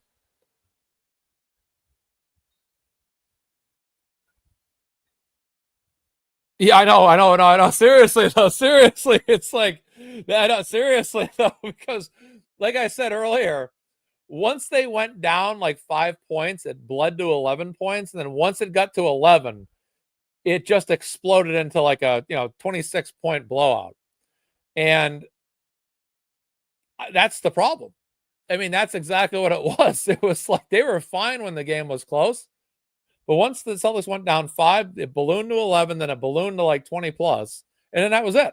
It was like Marty McFly kicking it up a higher gear in the DeLorean and, see if you bastards can do 90, and he's gone to 1955. It was like that. It's just, I'm not saying I predicted it, but I kind of felt that in this environment being on the road, that if you let them have any kind of lead, you don't want that energy to kick up in the building with the Knicks fans. And suddenly the next thing you know, you're down big. And sure enough, that's exactly what happened. Oh my goodness. crazy. Like I said, though, I don't think that the Knicks have been overly dominant on offense. I would say offensive rebounding, yes.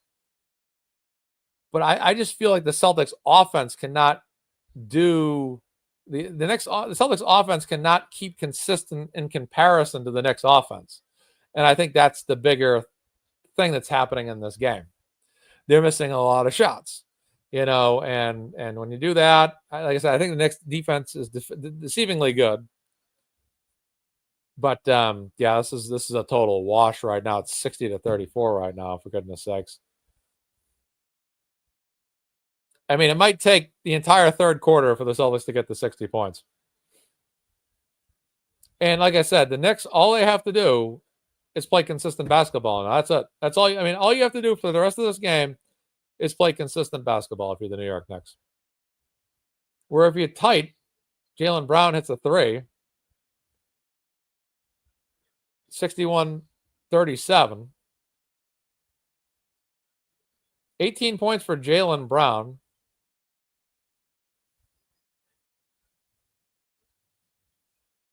Mark Bitterell must be losing it right now over in New York.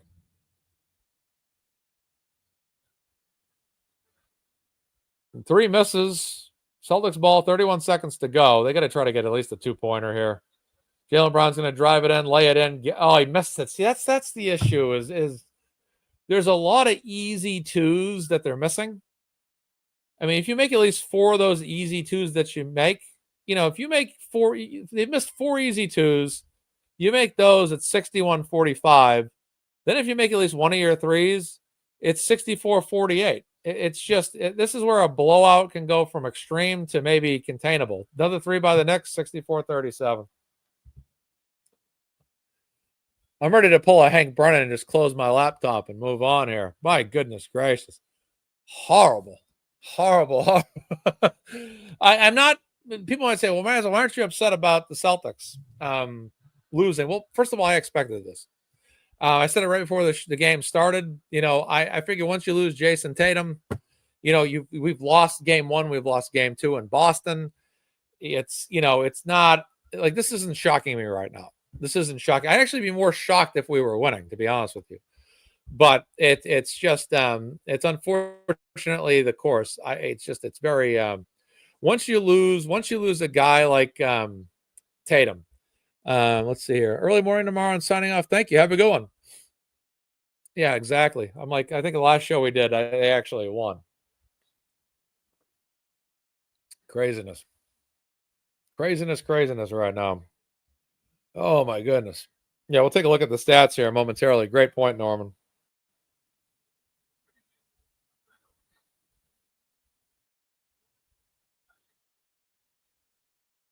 Yeah, last year was so amazing. Oh, it was incredible.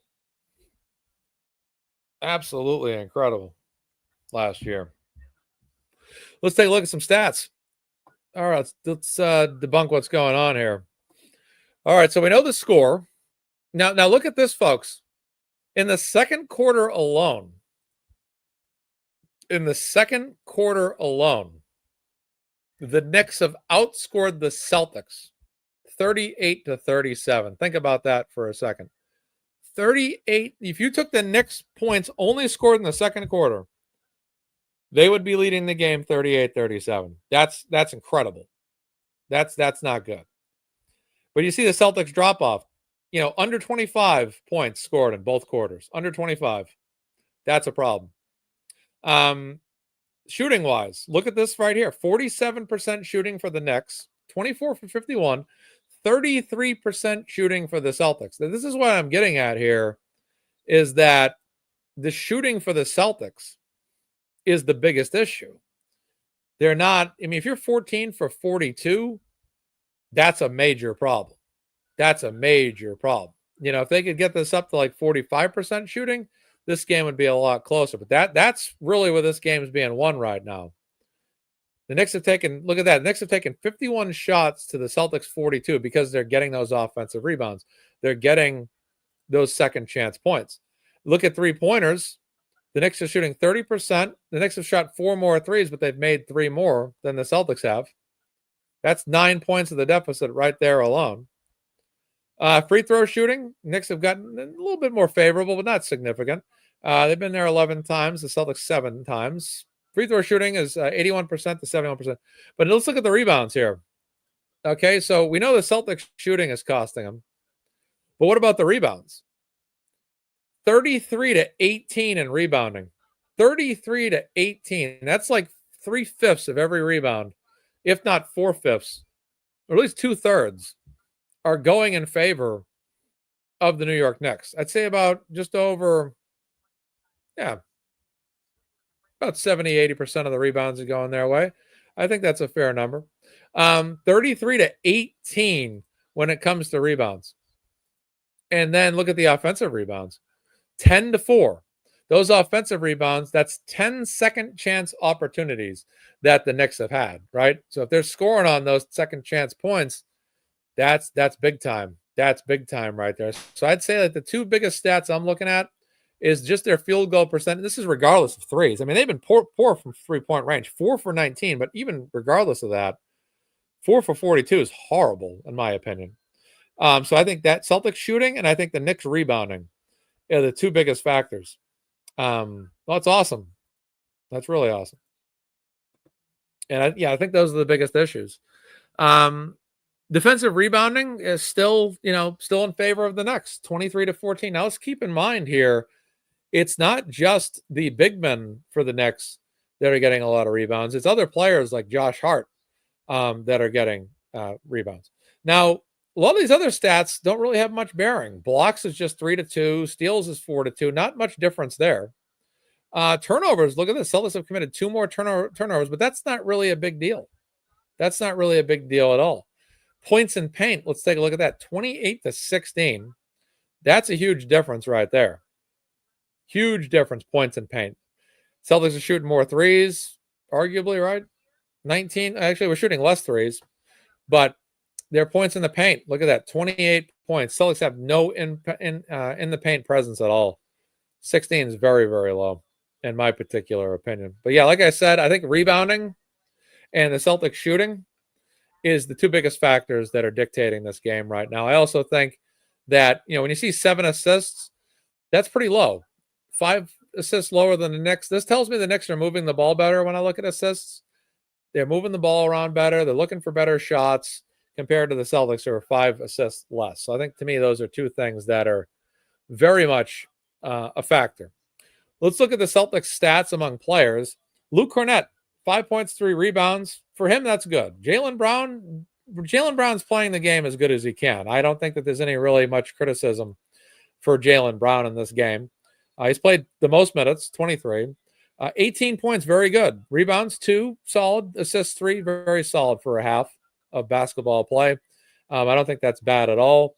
Drew Holiday, I want to see more out of him. I want to see his assists go up. I also want to see his points go up.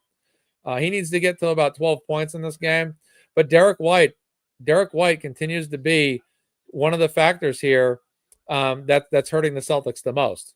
Only 2 points. You can't have that. Derek White should be at least about 10 to 11 points right now, maybe 3 or 4 assists. Rebounding, I'm not going to be too concerned about for him, but being a guard. But I mean, that's what's killing us right there. I mean, you get him 8 more points, you're looking at 64-45. The deficit's cut by 8 points. Even then, it's still a blowout. But you're minimizing your problems there. Peyton Pritchard, very quiet tonight. No points at all. He's been a player that has scored over 20 points multiple games this year. Usually he's had a lot of games over 10 points, a lot of assists. He has 1 assist, no points. That's a problem right now. That's a big problem for sure. Kristaps Porzingis is actually doing okay. I'm satisfied with 5 rebounds after a half of basketball from him.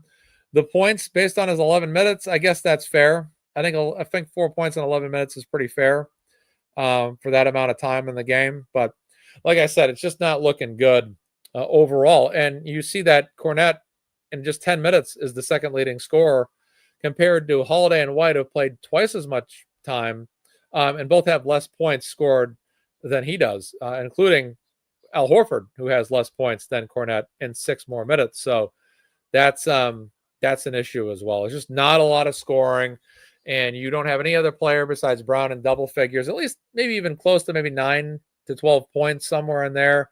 You don't have any of that at all, and that's a major issue, and it's really too bad. Let's take a look at the New York Knicks. Karl-Anthony Towns, very good game. 11 points is good. 5 rebounds is good. For 12 minutes, that's very good.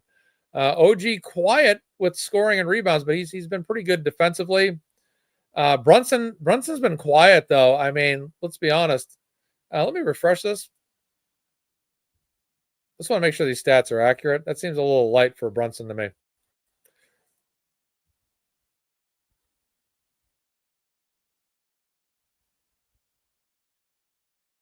Okay.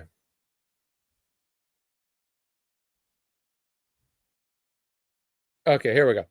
All right, the Knicks stats did not update. Now it's updated. Okay, here we go. So Towns, I'm sorry, has 7 rebounds and 16 assists. That's a great game. For a half, that's phenomenal. I thought OG scored way more. I'm like, OG didn't score 2 points. 6 rebounds, 9 assists. That's a very good half for OG. No assists, but he's a power forward, so that's not a big deal. Rebounds, big men, you want rebounds. Guards, you want assists. Forwards, you want both. 9 points, very good. Jalen Brunson here, all over the place. 3 rebounds, 5 assists, 11 rebounds. Those are great stats for him. Very consistent shooter. Josh Hart's had a very balanced game. 8 rebounds is spectacular for a small forward, especially in a half. 5 assists is very good for a small forward, especially in a half. 5 points is okay, but again, I think he's playing a lot of good defense for them, and he's getting the job done. Mikal Bridges, very solid game here. 4 rebounds, 12 points. Defense for him, I think, has been very good. McBride has been, like I said, bench players tend to have better games at home than they do on the road. And you have Miles Bridges right now with 10 points already and 2 assists and 17 minutes of play.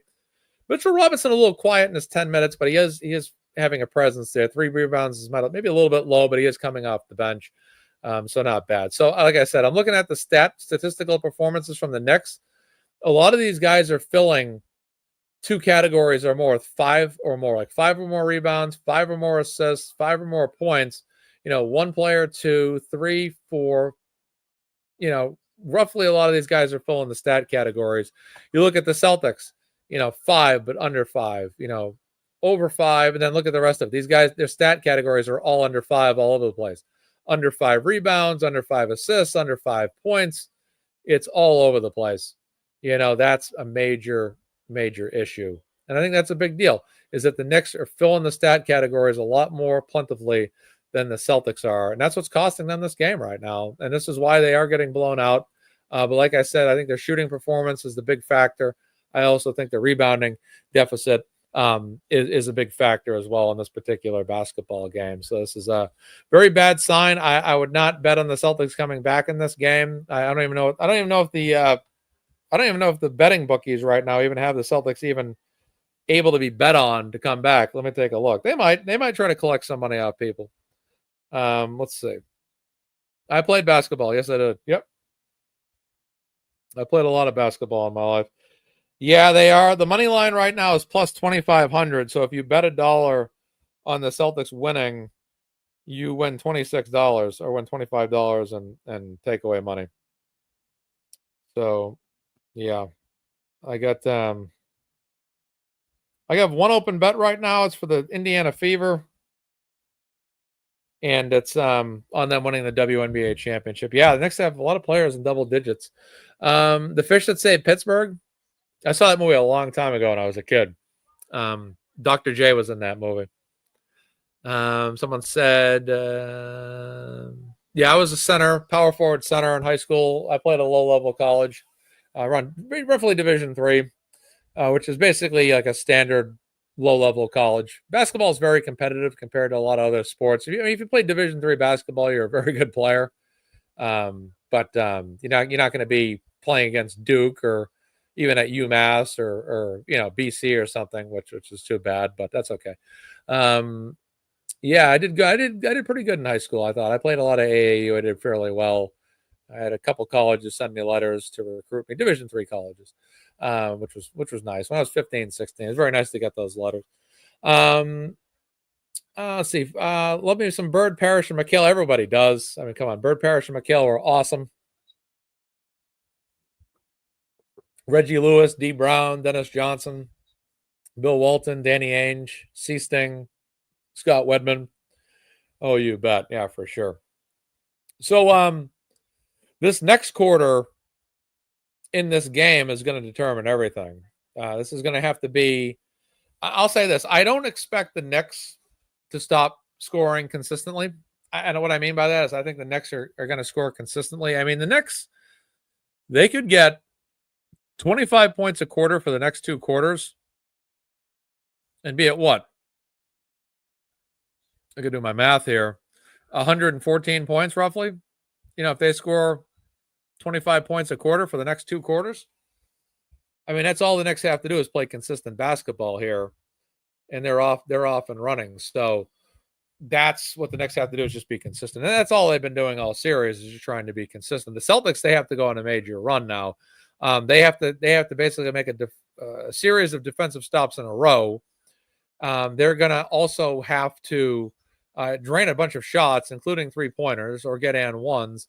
And the crazy thing right now is that the Celtics do go on a 10-0 run. They're still down 64-47, which is still a very big deficit to overcome, which is the 61. No, was it 60? 64-47. If they did go on a 10-0 run, they'd still be down significantly. And that's a problem. That's a major problem. And we talked about this earlier. They're down nearly 30 points right now, 27 to be exact. And that's a problem. So like I said, a 10-0 run still puts them significantly behind. And like I said before, either early in the game or before the game started, they could not afford to go down 10 points, have a 10-point deficit in this game at all. Once you go down 10 points, the crowd kicks it up. The crowd gets loud. They take off. They get going. They get hyped up. And suddenly doubt starts to creep in. It does. It's very tough playing in an opposing crowd. A lot of times psychologically, it can be very difficult. That's why you see a lot of games in the NBA where teams don't come back. But the Knicks were able to actually do this twice in Boston and come back. But, yeah, it's crazy. It's really, really too bad right now. Looks like the Celtics season is going to end tonight. I don't expect them to come back at all. We'll keep watching. I usually don't give up, especially if you watch the Patriots-Falcons Super Bowl. Not that I'm saying that's going to happen tonight, but if it did, you don't want to be in a situation where you walk out of, say, the Houston Stadium, Reliance Stadium, or NRG Stadium, whatever it is, like Mark Wahlberg. Remember that Mark Wahlberg walked out of the Patriots-Falcons Super Bowl? All those people bought tickets and traveled to go to that Super Bowl. They walked out of the game, and then they missed the comeback. And they had to watch the game in the parking lot. That is terrible. But that's what you get for walking out of a game, especially the Super Bowl. You don't walk out of a Super Bowl ever. Jeez, those people deserve what they got. It's like they could have been there for that whole game. Instead, they watched, because once they let you in the stadium and you leave, you're out. You can't go back in. All right, Celtics are going to get the ball. Nope, Knicks are going to get the ball. Celtics are going to full court press here right off the bat. Full court press defense. That means they're going to defend the full length of the court. Probably not a bad idea. Knicks get the ball first, which is bad for the Celtics. They are flashing the 38-17 second quarter score on the screen right now if you're watching ESPN. Yeah, especially with Tom Brady, exactly. Knicks score right off the bat. 29-point lead. Usually in an elimination game like this, though, I mean, it's just Brown for 3, misses it. It's devastating for a lot of reasons. This was not an ordinary Celtics team this year. This was a team that I thought was going to repeat. I legitimately thought this Celtics team had what it took to win back-to-back titles. I also thought that this team had what it took to win a title next year, too. I thought that this team could have legitimately won at least 3 titles in a row. And you look at their body of work. They dominated teams all season long, even though they were in second place. The Cavaliers just didn't lose many games either. But the Celtics won a lot of games, and in a lot of those games were downright boring because the Celtics would just blow teams right off the court, game after game, beat teams by 20 points or more all the time. And when you look back at game 1 in this series, the Celtics were up big time. I remember at halftime of the first game, I made the comment that the Knicks are totally outclassed by the Celtics. And I didn't think that I didn't think that they had a chance in hell. Quite honestly. And yeah, it's just a major issue to look back and say, boy, the Celtics team with Derek White for three makes it. Well, that's a nice change of pace for him. He's had a tough night shooting. Missoula is up on the sideline, standing and clapping, trying to motivate this team. 69-40, very big deficit. But yeah, looking at this team throughout the season, you had no reason to believe that they weren't going to repeat. And if they did not repeat, you figured that they'd probably lose like in 7 games or I mean, they are going to technically lose this in 6 games. If they lose, Jalen Brunson for 3 misses it. Rebound Celtics. Outlet pass to Jaylen Brown. But yeah, I just think that overall, this is a shock. I mean, if you're a Celtics fan, you're in shock because, I mean, you watch this team all year. It's like, man, this team, I mean, at the very least, I thought they'd lose to maybe like the Cavs in the Eastern Conference Finals or lose to maybe the Thunder in the NBA Finals. But I did not expect the Celtics to have big leads in the first 2 games. And like I said, I looked at the first game and I'm like, wow, the Knicks are totally outclassed by the Celtics, completely outclassed by the Celtics. And I was like, they're going to end up sweeping this team. And then they had a 20-point lead. They blew it. It was a shocker. It was like, well, okay, they had a bad night. Derek White for 3 gets it. 69-43. I'm thinking, game 2, they're definitely not going to, they come out. They have a 20-point lead again against the Knicks. And there's just no way you're thinking to yourself. And I think I was online that night commenting. Someone said, Mazza, the Knicks are up. And I said, well, they're probably going to blow this lead too. And I said to myself, I cannot imagine, I just hope they're not going to blow this game. And they did. Another miss by the Knicks. Celtics ball. This is where you're going to get an easy basket. I always say get an easy basket. White forces a 3, misses it. See, that's what I'm talking about. That's the problem right there is when the Knicks are starting to miss a lot of shots, which they've been doing in this quarter, you get a rebound, you want to set the play up and just try to get the best basket available. It's reasonable. You don't want to force up a shot. And when you do force up a shot and you miss, you throw away that opportunity to cut the lead down by 2. And then the Knicks get the ball back and Mikal Bridges scores and they regain that lead. And that's what's happening in this game. And that's what the Celtics tend to do a lot. They force up shots. It's like, no, the other team, like when the Patriots came back against the Falcons, yeah, Horford did kick the ball in that possession. That Bridges, where they did get that 2 points, Horford kicked the ball, then Bridges scored to get up to 71 points for the Knicks. But you don't want to Jalen Brunson 3-pointer. That's what I'm talking about. You're trying to come back, but it's tough. It's tough when because the Knicks for a couple minutes there in this quarter were missing a lot of shots. And what I usually say is you want to take advantage of that by working the ball, working the offense, getting the best shot available, and getting an easy basket if possible, and just taking advantage of their mishap and penalizing them 2 points every single time that they do that. And the Knicks missed on 3 possessions, missed 3 shots. The Celtics scored on a couple of those. Derek White included hitting 3s. But then, Derek White forces that 3 when they could have maybe worked the ball around for 10 seconds, found a better shot opportunity. Maybe even Derek White could have gotten open after they moved the ball around and maybe gotten a 3 and then, close the gap even more. But you want to be more reasonable with your shot taking. And this is what's killed them in this series. It's quite honestly missing shots and forcing shots, taking ill-advised shots, shooting the ball too early into the shot clock and not working the ball enough. And those are issues. Those are big-time issues for sure. And that's what frustrates me as a basketball fan and as a Celtics fan. You just don't huck up shots left and right. I understand these players are really good. I do. I understand that Derek White trusts his shot. I do. I understand Derek White has a great history of making shots. I do. But when you're shooting that shot that he forced with the defender right in front of you, contesting with his hand in the air, contesting your shot, there's a high chance you're going to miss that shot.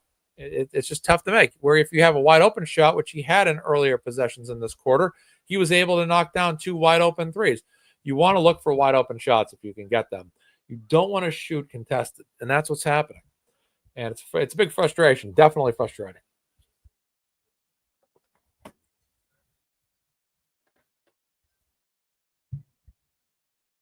I'll be back on Sunday, 4 p.m. show, Nan Gallagher and the Glare on the show. We'll be talking about Karen Reid's case, and we're going to be doing a Karen Reid fundraiser. We're going to be raising money for Karen on Sunday, helping her out in her battle against this Commonwealth that's determined to throw her behind bars, and a judge that's, again, being a problem. That is for sure. So that's all I got to say about that. It's frustrating. Definitely is frustrating. What's going on in that case and seeing what's happening. And again, just the ongoing contestments, like the whole ARCA thing that was going on in the middle of the trial. It's like, you guys seriously talking about, are we seriously at trial?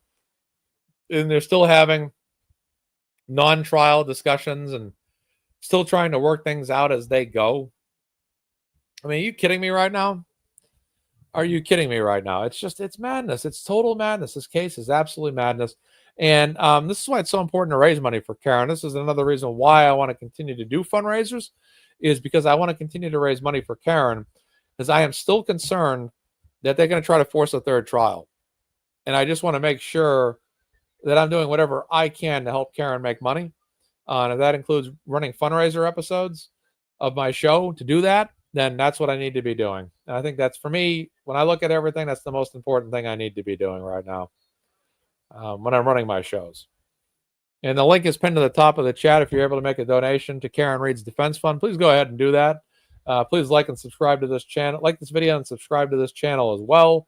I'm trying to do about one live episode about Karen Reid each week, preferably on the weekends.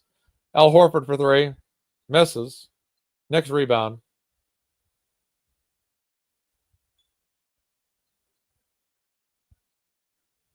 But yeah, any way you can help Karen Reid, that's the way to do it. Even if you hold a sign, I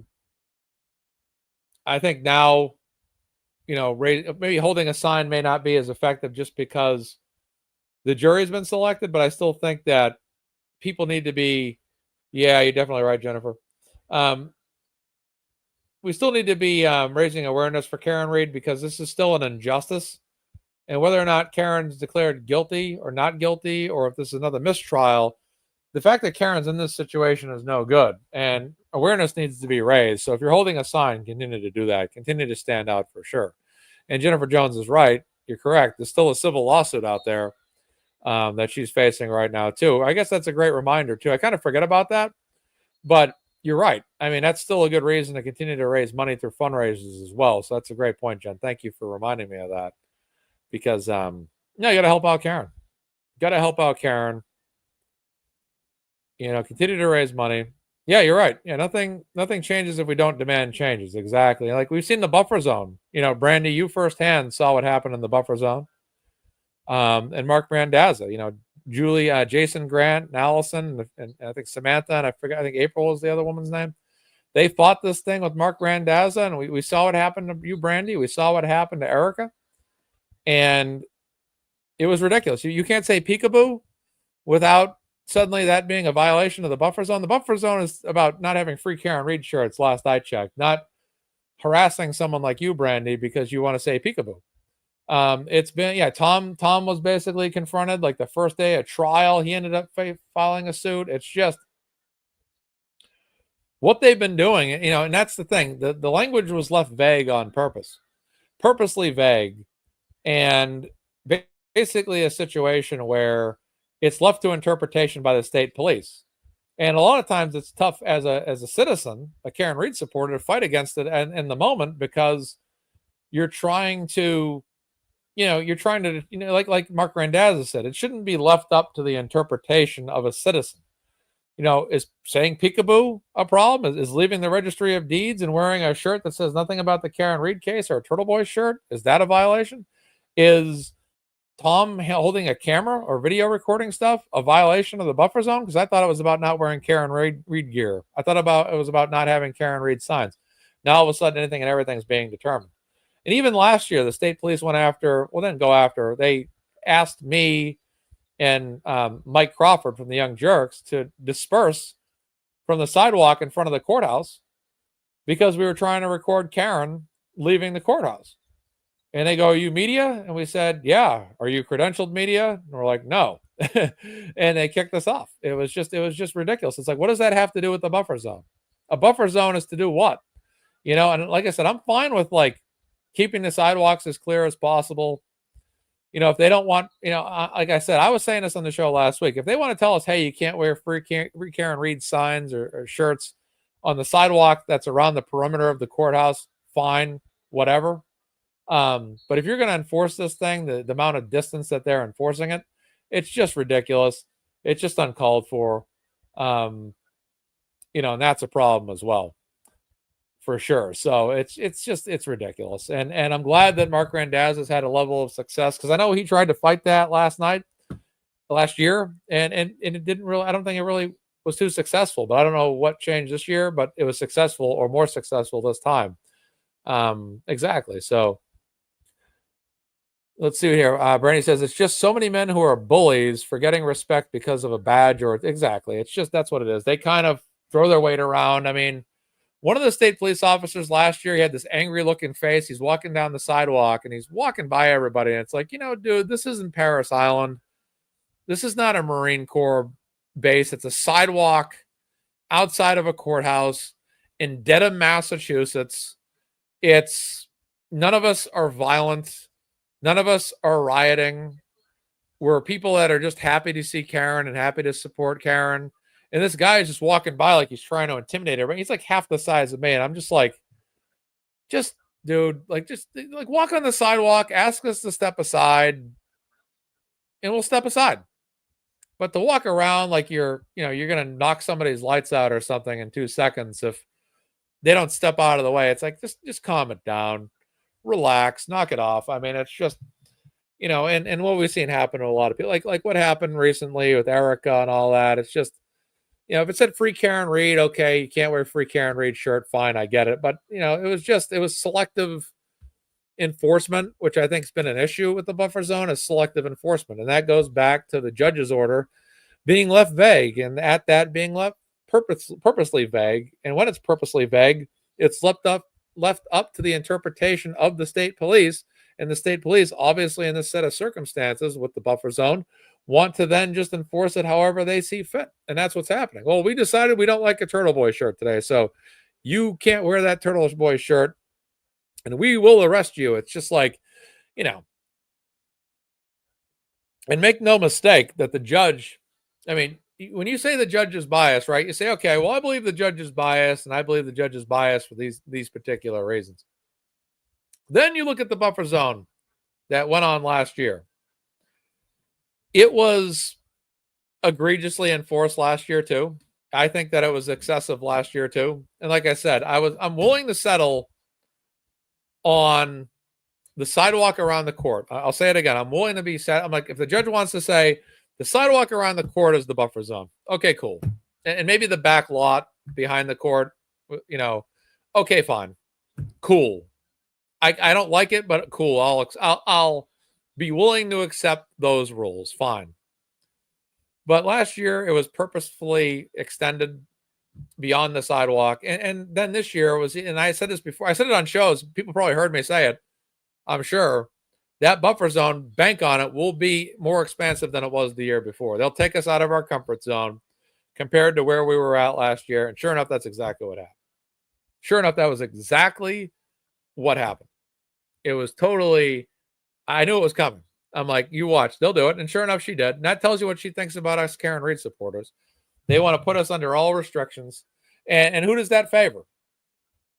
It's not about influencing the jury. It's not about any of that. It's just about people having the right to the First Amendment and having a right to free speech and being able to stand on a public sidewalk and say whatever they want to say. It's, whatever. So Brandy says, court was over today, and Hardman said I'd be in cuffs if he saw me again because my hat had a tiny Free Karen Reed emblem on it. Court was already over, but he's scary and has cuffs, so off I won't. Yeah, that's the best thing to do.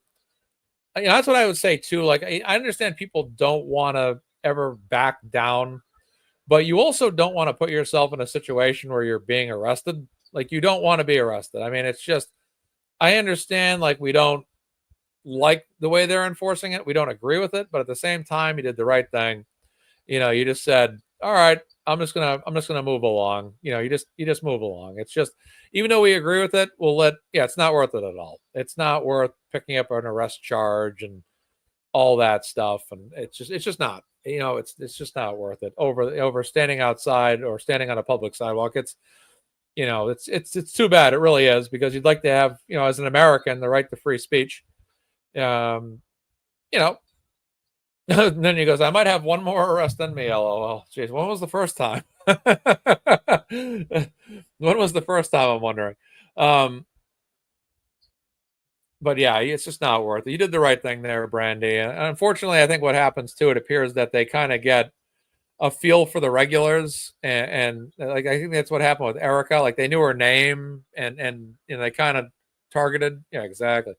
Yeah, it's true. You said that's our only option now. Now down or be locked up for clothing and speech. Exactly. And a lot of times too, the jury's inside.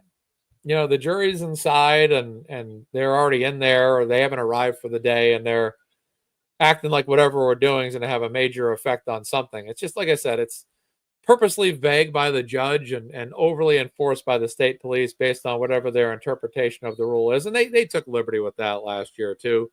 We all were like, okay, no signs, no shirts, got it. Then they're like, get away from the sidewalk, get out of here, no loitering. It's like, oh my goodness, really? It's too bad. Truly is too bad.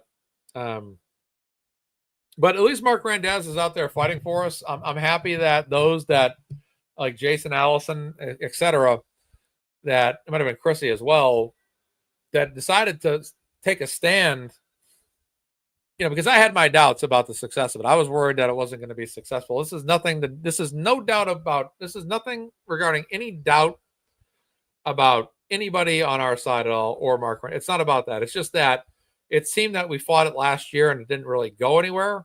And I was concerned that if we fought it again, it wouldn't. But I was still happy that people were trying to fight it again nonetheless. And I'm very thankful and pleased to see that there was a successful outcome this time around. And the word I heard was that, I'm not sure, I haven't checked Randaz's Twitter today, but they're going to potentially try to go after it a little bit more, which would be great. So I'd be happy with that as well. Yeah, that's a great point too. There are more eyes on it now. I think that's the most important part. Viewership is up. There's a lot more content creators that are a lot more involved in covering this than there were last year.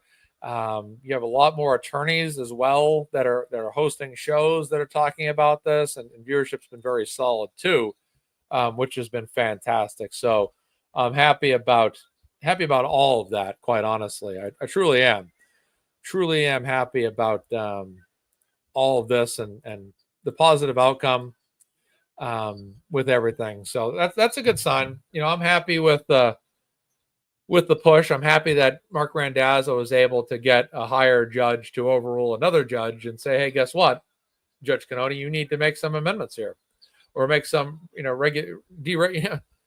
it down a notch, Yeah, that's Norman. I think that's the ultimate point too. And I think this is a point, maybe, I guess with time I've even forgotten, or it's left my consciousness. But you're right. That's exactly what we all thought in the first trial early on. My young year ago self probably remembers it better than I do now, but you're right. They don't want to see people on camera, because that's what they saw during those hearings before that first trial, was they saw people in Karen Reed gear on courthouse steps, and they didn't want us all over the news and see all that gear and this thing to spread more than it did. And it ended up, to Brandy's point, there's more eyes on this now than there ever was before, which is fantastic, which is absolutely outstanding. And that's what we need to do, because more people means more money being raised for Karen.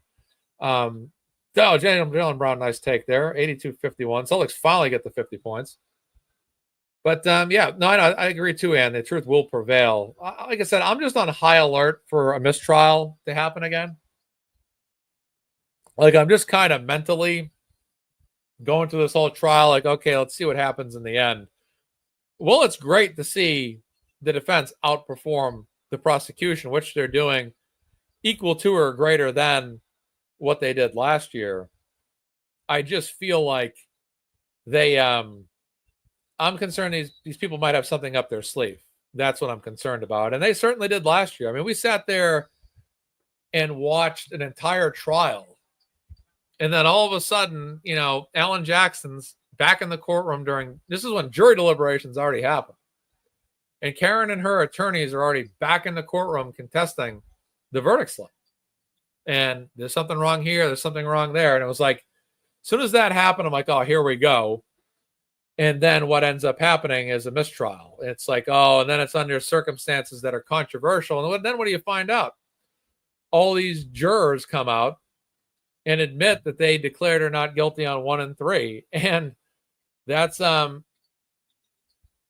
right. I think so too, Norman. I do think the jury's getting this. I haven't seen them, but Jess Machado was saying that she felt that the jury has been very positive. And John DePetro continuously is trying to say the opposite. And they got in a little bit of a debate recently, or someone else got in a debate with Jess. And it's just, yeah, I mean, it's all about reasonable doubt. And I'm sure in closing arguments, Alan Jackson's going to really emphasize that quite a bit. And it's up. Jalen Brown fouled out. Jeez. Oh, that's it. That is it. Well, I'll go to full screen then. This game is just getting ridiculous. It's 84-51 here. So I might have to rage quit and slam my laptop here and just leave, just like the prosecutor did. But no, it's Jess is the best. And like she said, she's giving us a lot of like juror reaction based information, which is great. And I think that's fantastic as well, because we kind of like to know what the jury is thinking. Are they positively reacting? And hopefully a majority of the jury is positively reacting, because we don't want, because they, as far as I'm concerned, they poached the jury prior to jury deliberation last year. And you look at the lottery system. One of my points was that if they can rig the jury lottery, if they can rig the media lottery, they can rig the jury lottery. And they did that last year, as far as I'm concerned, rigged the jury. And this year, I'm sitting here and I'm like, well, look at the media. I mean, they picked Aiden right off the bat to be on media, one of the media people. And then all of a sudden, guess what? Now, 3 weeks in a row, he hasn't been selected. I actually questioned that right off the bat. I'm like, I'm wondering if they select them. And we'll see what happens in the coming weeks. I'm interested in seeing if they get selected often or not. And now Aiden pointed out the other day, it's like, well, now a couple of weeks have gone by and a whole lot of nothing. So that's that. So it's too bad. It truly is too bad. Like the Celtics, it's too bad the season's going to end tonight. It's 89-51. And another 3 for the next 92-51. So, all right, folks, I'm getting tired. I'm going to call it a night. So this game is over. Celtic season's over. And that will be it. So, ladies and gentlemen, have a great night from MazzaMedia. I'm rage quitting without any rage. But Celtics should be back. Let's hope the best for Tatum next year. Knicks have a great chance of getting to the finals against the Pacers. I'll be back on Sunday at 4 p.m. with the Glare and attorney Nan Gallagher to discuss Karen Reed matters, and we'll also have a fundraiser. So, unfortunately, the Celtics will be champions last year and not this year, but hey, at least we won it last year. So, go Celtics, 2024 champions forever, and free Karen Reed, and that's it. So, take care, guys. I'm going to quit. I'm going to call it, and I'm getting tired. So, this is a better game I'd stay on, but it's not. It's just, I'm feeling tired. The game's not going anywhere. It's like I'm going to save my voice for tomorrow on Sunday. So, guys, take care.